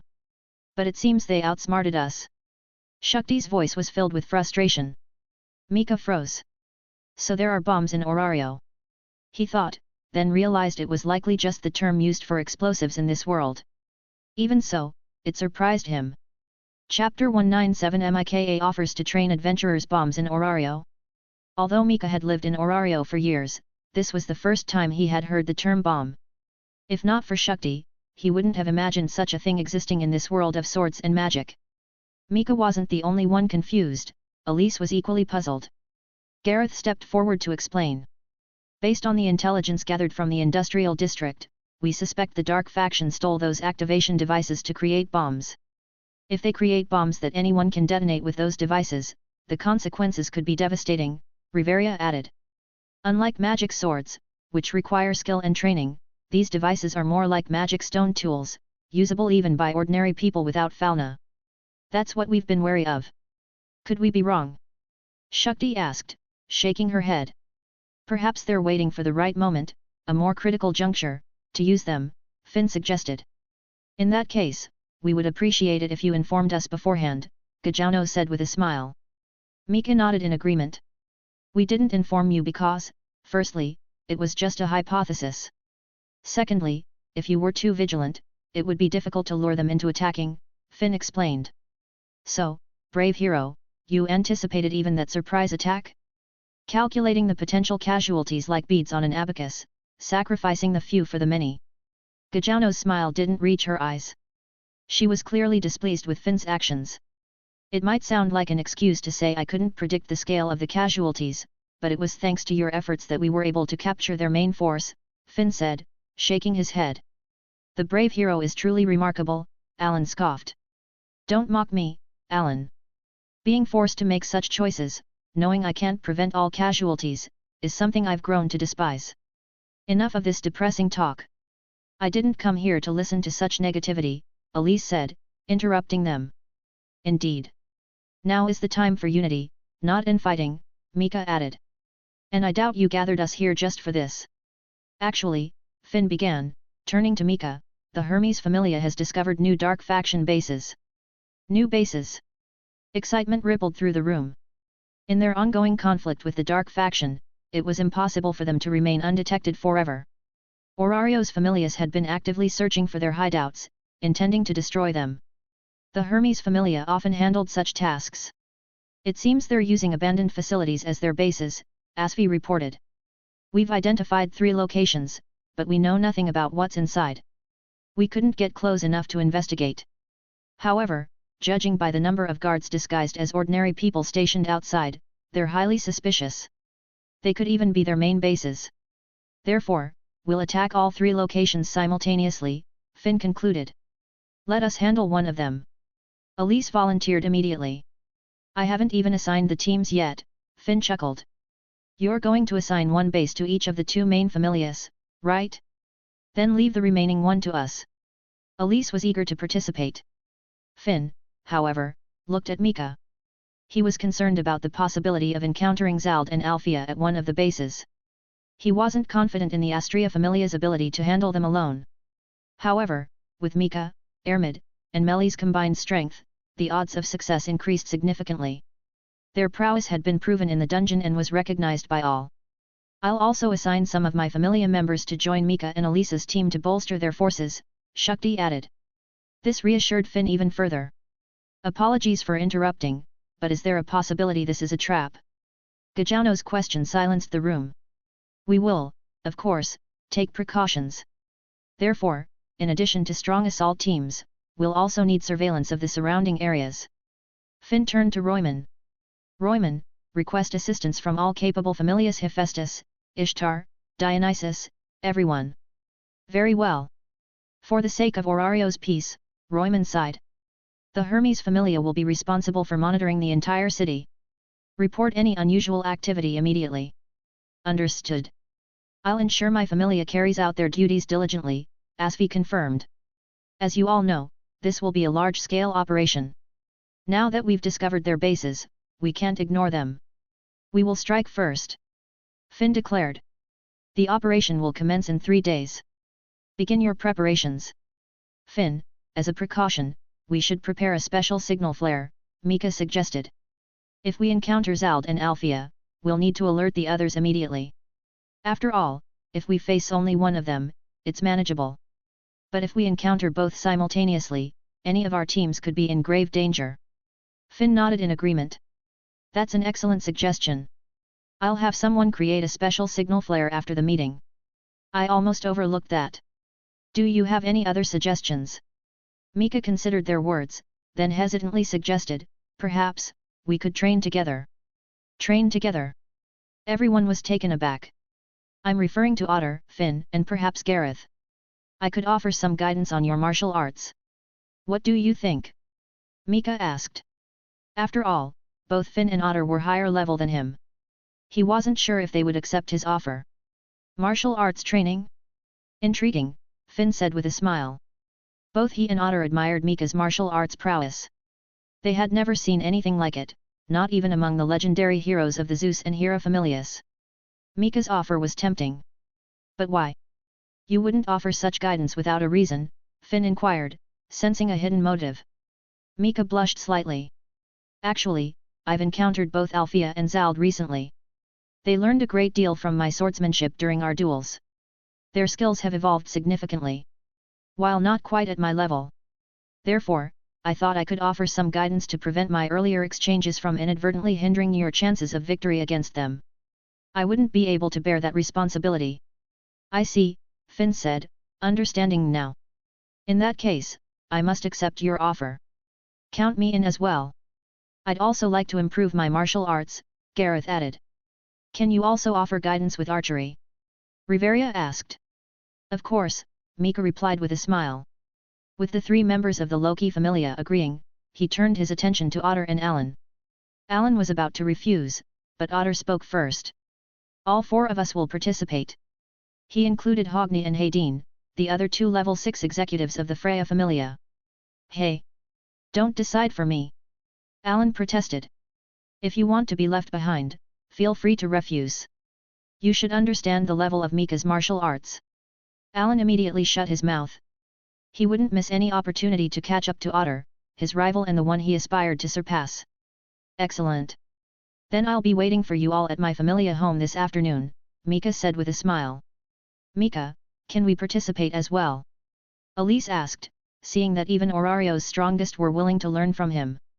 Behind her, Gajano's eyes sparkled with anticipation. I can teach you, but it will have to wait. Your current opponents are the Dark Faction, and your current strength is sufficient. However, our opponents are those two legends. We need every advantage we can get. Therefore, they need my guidance more during these 3 days. Elise nodded in understanding. Gajano often sought Mika's advice on swordsmanship. She had plenty of opportunities to learn from him in the future. After all, their familias were allies. Any other questions? Finn asked. Seeing no further inquiries, he said, then let's adjourn.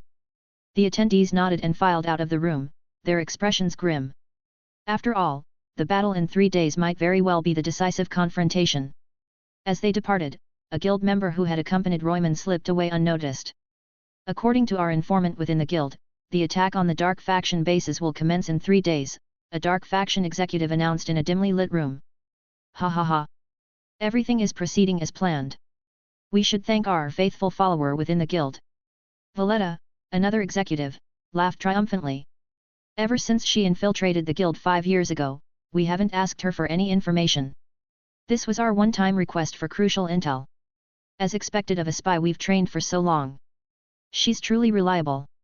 A spy you left completely unchecked, operating in the shadows for years. I never took you for the patient type, Valletta. Who knew you had such a long-term strategy? Another executive remarked. It was Wit, the one who had clashed with the Astria Familia a few days ago. Idiot, she's our trump card, one we couldn't risk using prematurely, especially not with Finn and the gods around. Any suspicious activity would have exposed her. We had to be patient. Speaking of which, Wit, where is your god? Isn't he the mastermind behind this plan? Valletta asked, her voice sharp. Well, he is a god. I imagine he's off amusing himself somewhere, Wit replied with a chuckle. Tisk. A mastermind should act like one, not gallivanting around like a child. Whatever. Valletta shook her head and turned to address the two figures standing in the shadows. The feast begins in 3 days. Prepare yourselves, our true aces. The figures she addressed were Alfia and Zald. We're attacking the Dark Faction bases in 3 days. Yahweh asked after Mika relayed the information from the guild meeting. Even she was surprised by the news. Yes. And I have a feeling this will be our decisive battle against them, Mika said seriously, pressing his hand to his forehead. He looked at Melly and Ermid. As you know, I'll be training Otter and the others during these next few days. I'll leave the preparations to you two. I'll make a list of supplies, make sure we're fully prepared for this operation. Leave it to us. They replied in unison. Chapter 198 2 Days of Sparring Finn and Otter's Gratitude. Afternoon. After lunch, Mika sat in the courtyard, contemplating their next move. As the leader of this operation, he had to ensure everything was meticulously planned. Soon, Otter and Finn arrived with their companions. I've been thinking, Mika began. Since we need to remain discreet, perhaps we should conduct our training in the dungeon. We can find an isolated area on the 18th floor. While one of us trains, the others can keep watch, preventing anyone from stumbling upon us and discovering our secret. What do you think? That works. It will also allow us to handle familia matters during our downtime. However, we'll need our familia members to relay messages between us and the surface, Finn suggested, nodding in agreement. The Freya familia members also agreed. With the decisive battle approaching, both familias had numerous matters to attend to. Their leader's absence for training would undoubtedly create some disruption. However, with their goddesses overseeing things, they weren't overly concerned. Though, given their goddesses' unique personalities, they would likely find these administrative tasks quite troublesome. Therefore, as the strategists of their respective familias, Finn and Riveria often took on these responsibilities to ease their goddesses' burdens. Then it's settled. To avoid attracting attention, we'll depart separately. Let's meet at the designated location on the 18th floor in 1 hour. Agreed. Finn and the others nodded and quickly departed. With their speed, an hour was more than enough time to reach the 18th floor. 10 minutes later, after changing into his training attire, Mika left as well. 50 minutes was ample time for him. After a quick journey through the dungeon, Mika arrived at the 18th floor, the first safe zone. Finn was already waiting for him. The others had arrived earlier and chosen a suitable location for their training. Finn led him to the isolated area. Mika surveyed the surroundings, a smile touching his lips. The isolated clearing reminded him of the times he, Meli, and Ermid had trained together in the forests outside Orario. Based on my experience, the most effective way to improve quickly is through sparring, he addressed the group. Otter, let's start with you. Very well. Otter stepped forward, drawing his great sword and channeling his fighting spirit. A wave of pressure washed over Mika.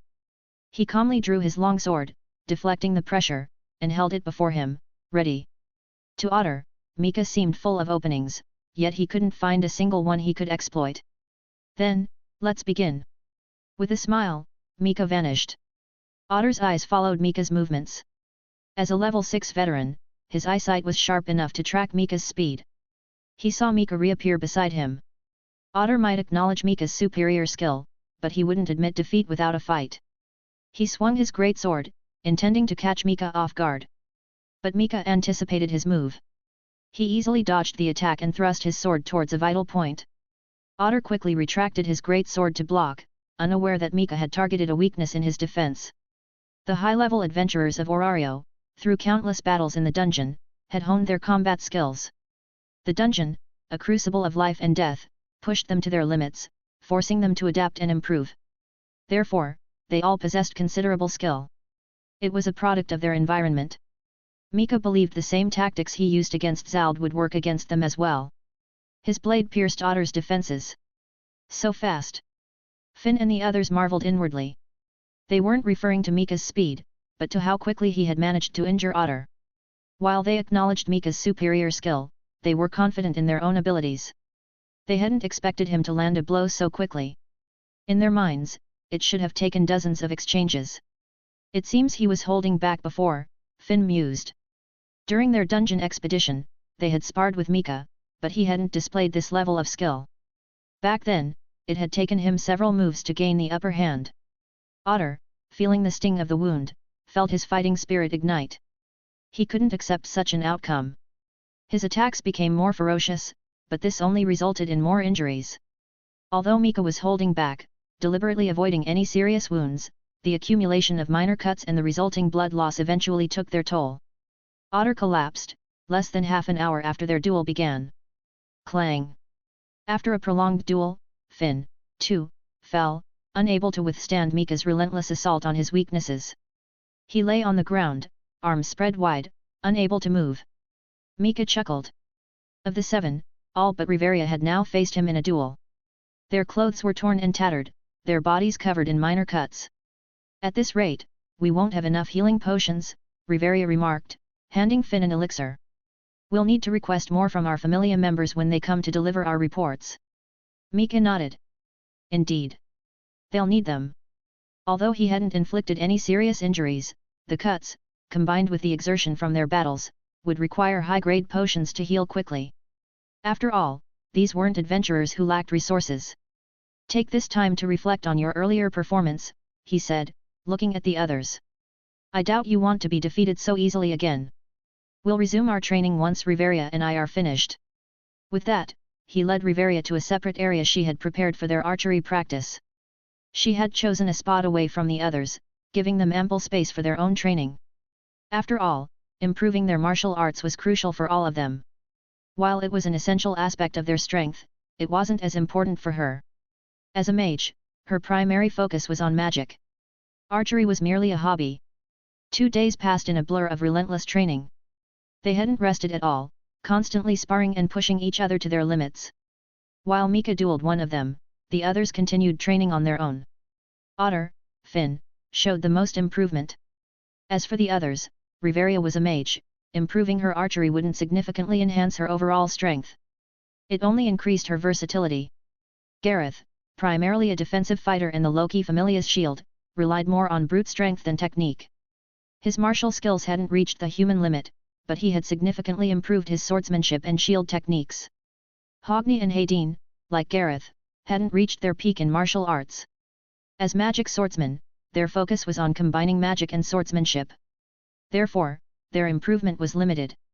However, Finn, Otter, were different. As primarily martial fighters, they had all reached the pinnacle of human skill before Mika's training. Under his guidance, and through his weakness exploitation tactics, their perception had increased dramatically, leading to significant improvements in their skills. However, their basis in martial arts couldn't compare to Zald's years of experience. Therefore, their progress, while significant, wasn't as rapid as his earlier gains. Despite 2 days of intense training, their improvement was roughly equivalent to Zald's progress in just a few minutes. They had all reached the pseudo-godly domain level of martial skill. But that was enough. Having reached a similar level of skill as Zald and Alfia, they were now prepared to face them. I don't know how Finn and the others defeated Zald and Alfia in the original story, but at least I've mitigated the damage caused by my earlier actions, Mika thought, wiping the sweat from his brow. Since Zald and Alfia weren't present in Orario's future, they must have perished during this era. Therefore, Finn and the others were destined to be victorious. However, if Mika's actions had inadvertently shifted the balance of power, leading to a victory for the dark faction, he would never forgive himself. I've taught you everything I can. The rest is up to you, he said to the group. Thank you, Mika. Finn clapped him on the shoulder, his voice filled with gratitude. Otter and the others followed suit, even Alan, who rarely expressed such sentiments, managing a mumbled thanks. They all understood how much they had gained. Instead of thanking me, focus your efforts on defeating Zald and Alfia, and protecting our city, Mika said with a smile. We will, Finn and Otter declared in unison. Good luck. I'm home. Mika stumbled into the familia home, exhausted both physically and mentally. Welcome back. Ermit and Melly greeted him cheerfully, rushing to his side. What happened to you? Ermit exclaimed, seeing his state, and reached out to cast her healing magic. No, stop. Mika grabbed her hand. I'm just tired. We haven't slept in 2 days. Despite their exceptional abilities, even they couldn't go without sleep. 2 days of intense training and constant sparring had taken their toll. Mika had given them half a day to rest and recover before the decisive battle. They couldn't face such a formidable foe in their current state. If you use your magic, I won't be able to sleep properly, he complained. Ermit and Melly chuckled, then helped him to his room. As he lay on his bed, drifting off to sleep, he mumbled, Are the preparations complete? Don't worry, everything's ready, Ermit reassured him gently. Good. When I wake up, it's time for the decisive battle. Chapter 199 Charge. The great battle begins. Orario's familia army. Mika's danger sense. Is it finally time? As dusk settled on the day of the operation, Mika, Ermit, and Melly arrived at their designated rendezvous point, a dimly lit alley, usually deserted, but now filled with adventurers leaning against the walls, awaiting their orders. Melly surveyed the assembled forces. These are all elites from the Ganesha familia. Even the weakest among them were level 2 or above. The Yahweh familia only had 3 such adventurers, and the Astria familia had 5 or 6. The majority of this force was from the Ganesha familia. In terms of sheer numbers, they were Orario's largest, after all. As the city's military police, they required a large force to maintain order. Mika, you're finally here. Shakti said, relieved. Although the Ganesha familia had the most members, the Yahweh familia was the strongest. While both she and Mika were level 5, she knew she was no match for him. This had become clear during their time in the dungeon. We're not late, are we? Mika asked with a smile. No, of course not, Shakti replied, her usual serious demeanor softening slightly. But seeing you here, it puts me at ease. She immediately blushed, realizing her words could be misconstrued. I mean, your strength is reassuring, she stammered, her face flushing crimson. Ever since learning about Zald and Alfia, she had been on edge. As captain of the Ganesha Familia, she knew how powerful they were. They were opponents she couldn't hope to defeat. Only the Freya and Loki Familias had a chance against them. She had no chance of victory. This worried her greatly. She often felt helpless against the powerful monsters of the deep floors. But Mika was different. Despite being the same level as her, his combat abilities were far beyond her expectations. He had saved and protected her countless times during their dungeon expeditions and battles against the dark faction. She had grown to rely on him. Now, facing the impending battle, only his presence could calm her nerves.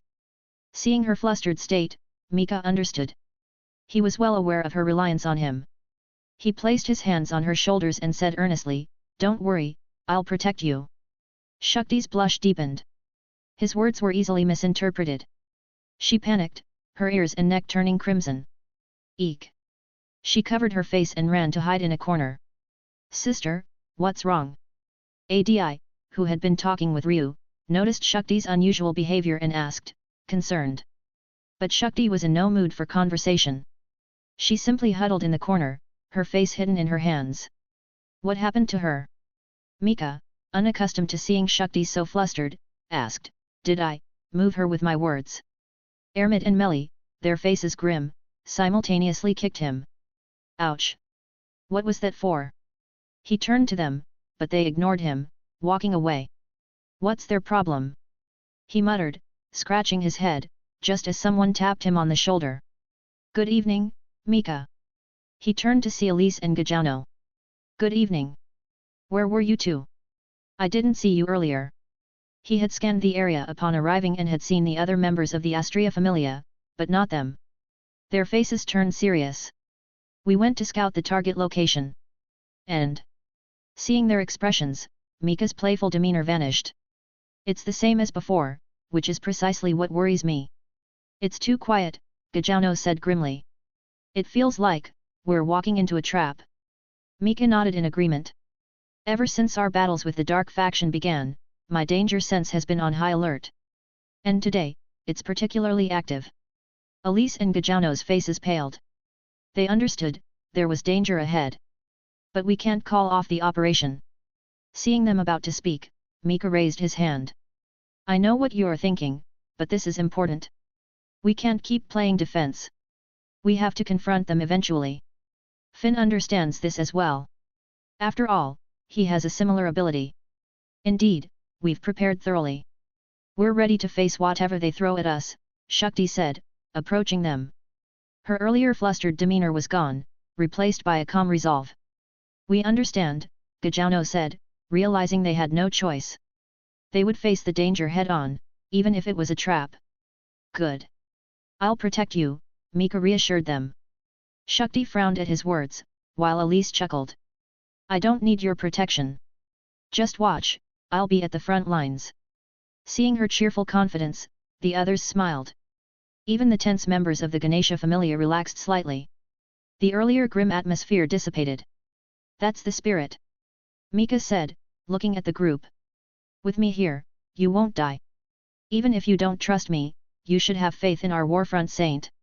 He pulled Ermit forward, placing a hand on her shoulder. Though slightly embarrassed by his public display of affection, she understood his intentions. My magic will protect you all. The adventurer's spirits lifted at her words. With Lady Ermid, we're invincible. Indeed. I've fought alongside her before, it's an experience I'll never forget. I can't wait to charge in.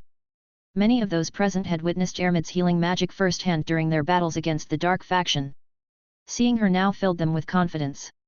As expected of our warfront saint. A true morale booster, Shakti said with a smile. Mika turned to her. How much time until the operation begins? Ermid checked the clock. 3 minutes. Before the operation, Finn, Otter, and Shakti had synchronized their clocks to ensure a simultaneous attack, preventing the dark faction from alerting their other bases. Then begin your preparations, Ermid. Understood. Ermid closed her eyes and began chanting, carefully suppressing the glow of her magic to avoid alerting the enemy. Healing drops, tears of light, eternal sanctuary, I call upon the light's symphony. 365 melodies, the calendar of healing shall mend all creation. Then, descend, banish all evil. Seal the wounds, soothe the pain, cast curses to the other side, deliver the light's pivot. In the name of the divine, I heal you. Suppressing her magic's visual effects slowed her chanting slightly, but 3 minutes was still ample time. Dia Fratel. As she finished, a faint, ethereal light enveloped the adventurers. Although they were already at peak condition, the continuous healing would maintain their strength and automatically mend any injuries they sustained. 15 seconds. Shakti's voice snapped them back to attention. 10. 9. 8.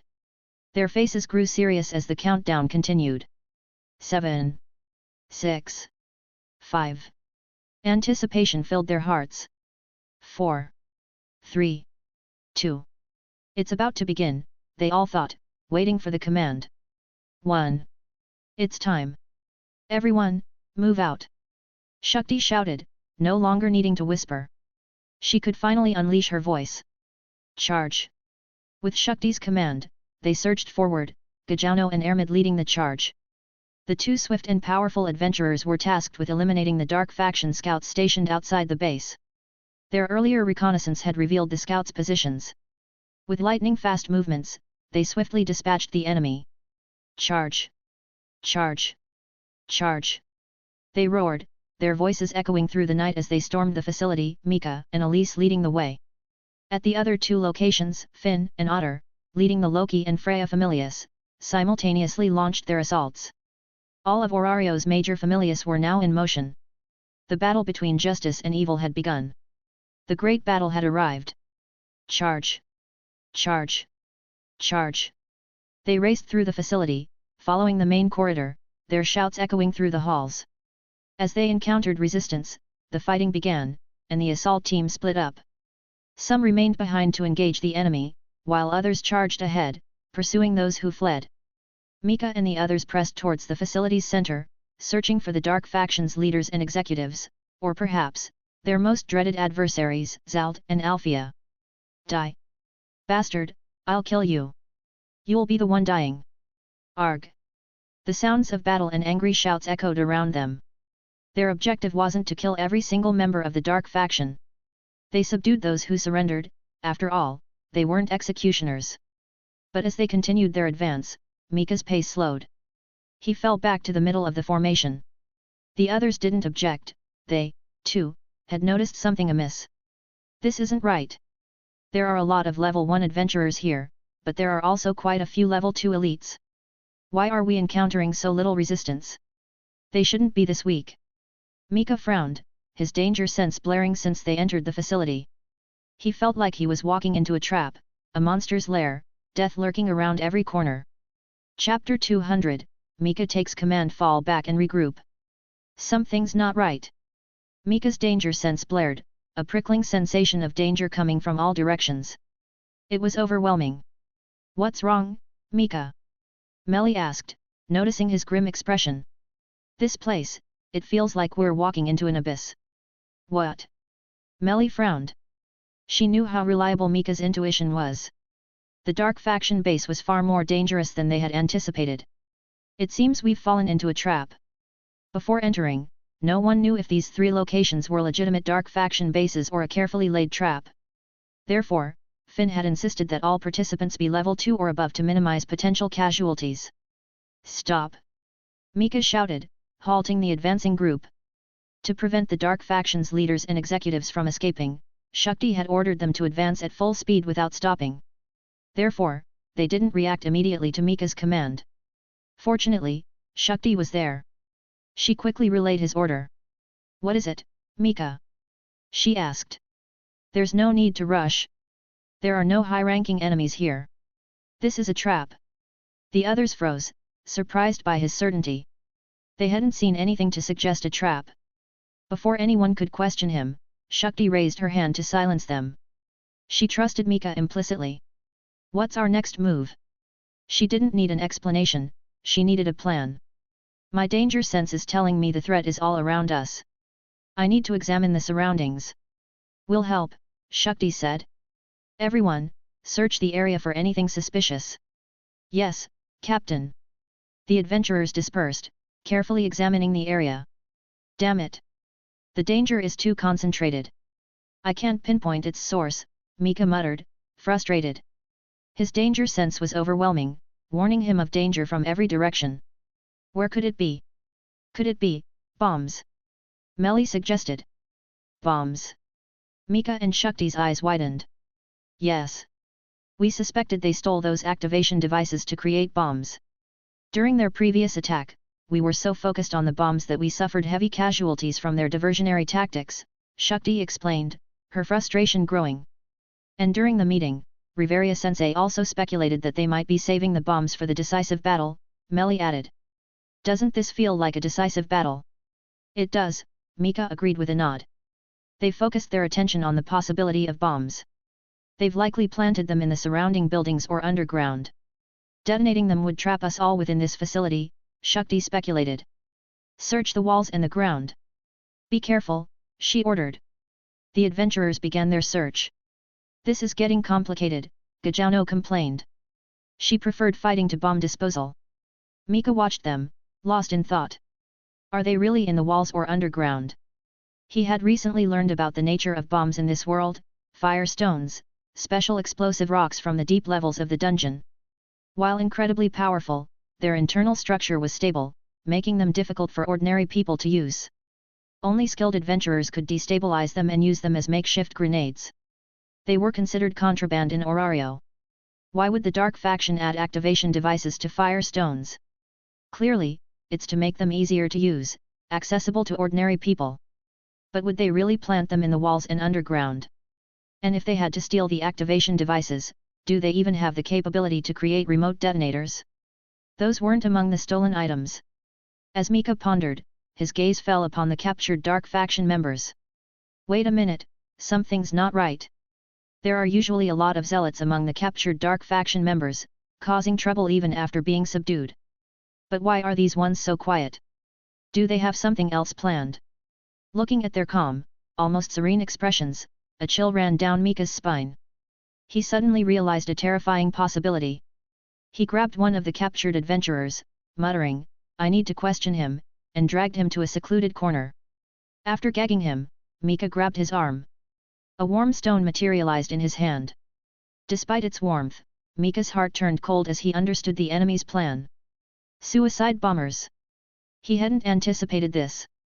But now, everything became clear, the Dark Faction's motive, their strategy, and the trap they had laid. While Aurario's familiars, under the guild's leadership, far outnumbered and outmatched the Dark Faction in terms of adventurers, the bombs, usable by ordinary people, had changed the rules of engagement. No matter how many adventurers they had, they were still vastly outnumbered by ordinary citizens.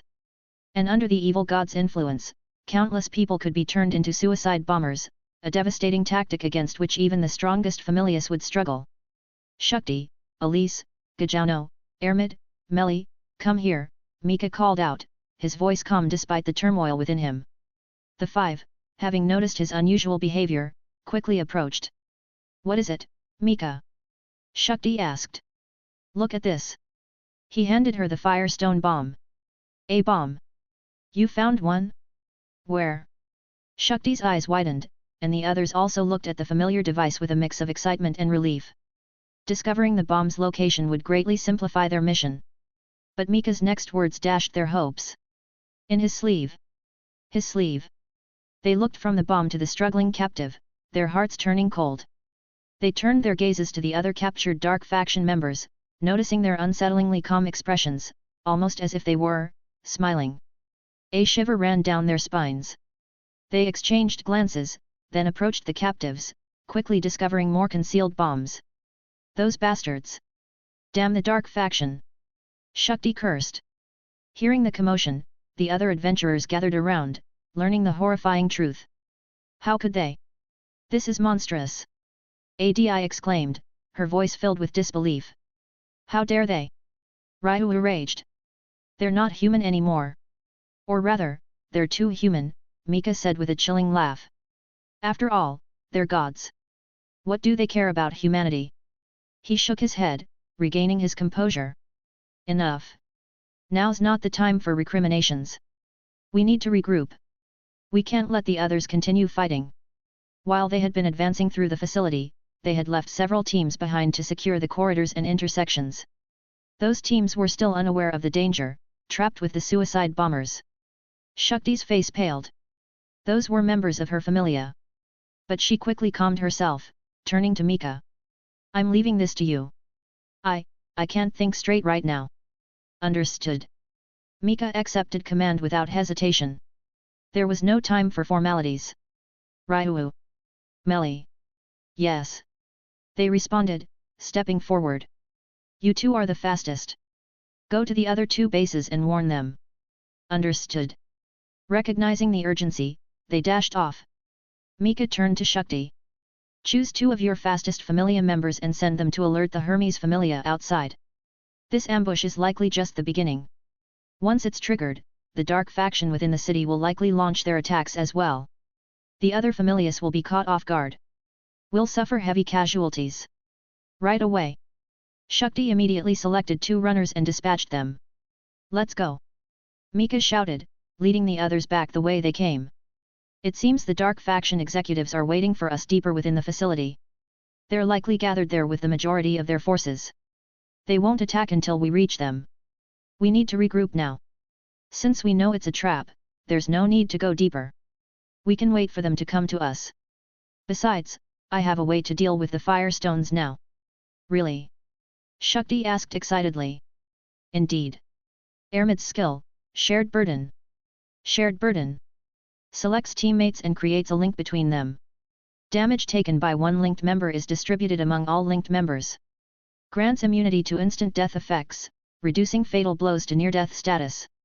With shared burden, as long as Ermid links us together, unless their bombs are powerful enough to kill all of us instantly, Ermid's continuous healing will keep us alive. That's unlikely. With suicide bombers, the explosions won't be concentrated. The damage distributed through shared burden will be minimal. And even injured, we're more than capable of handling those lower-level adventurers. Therefore, our priority now is to regroup and increase our numbers to further distribute the damage. Thanks for listening.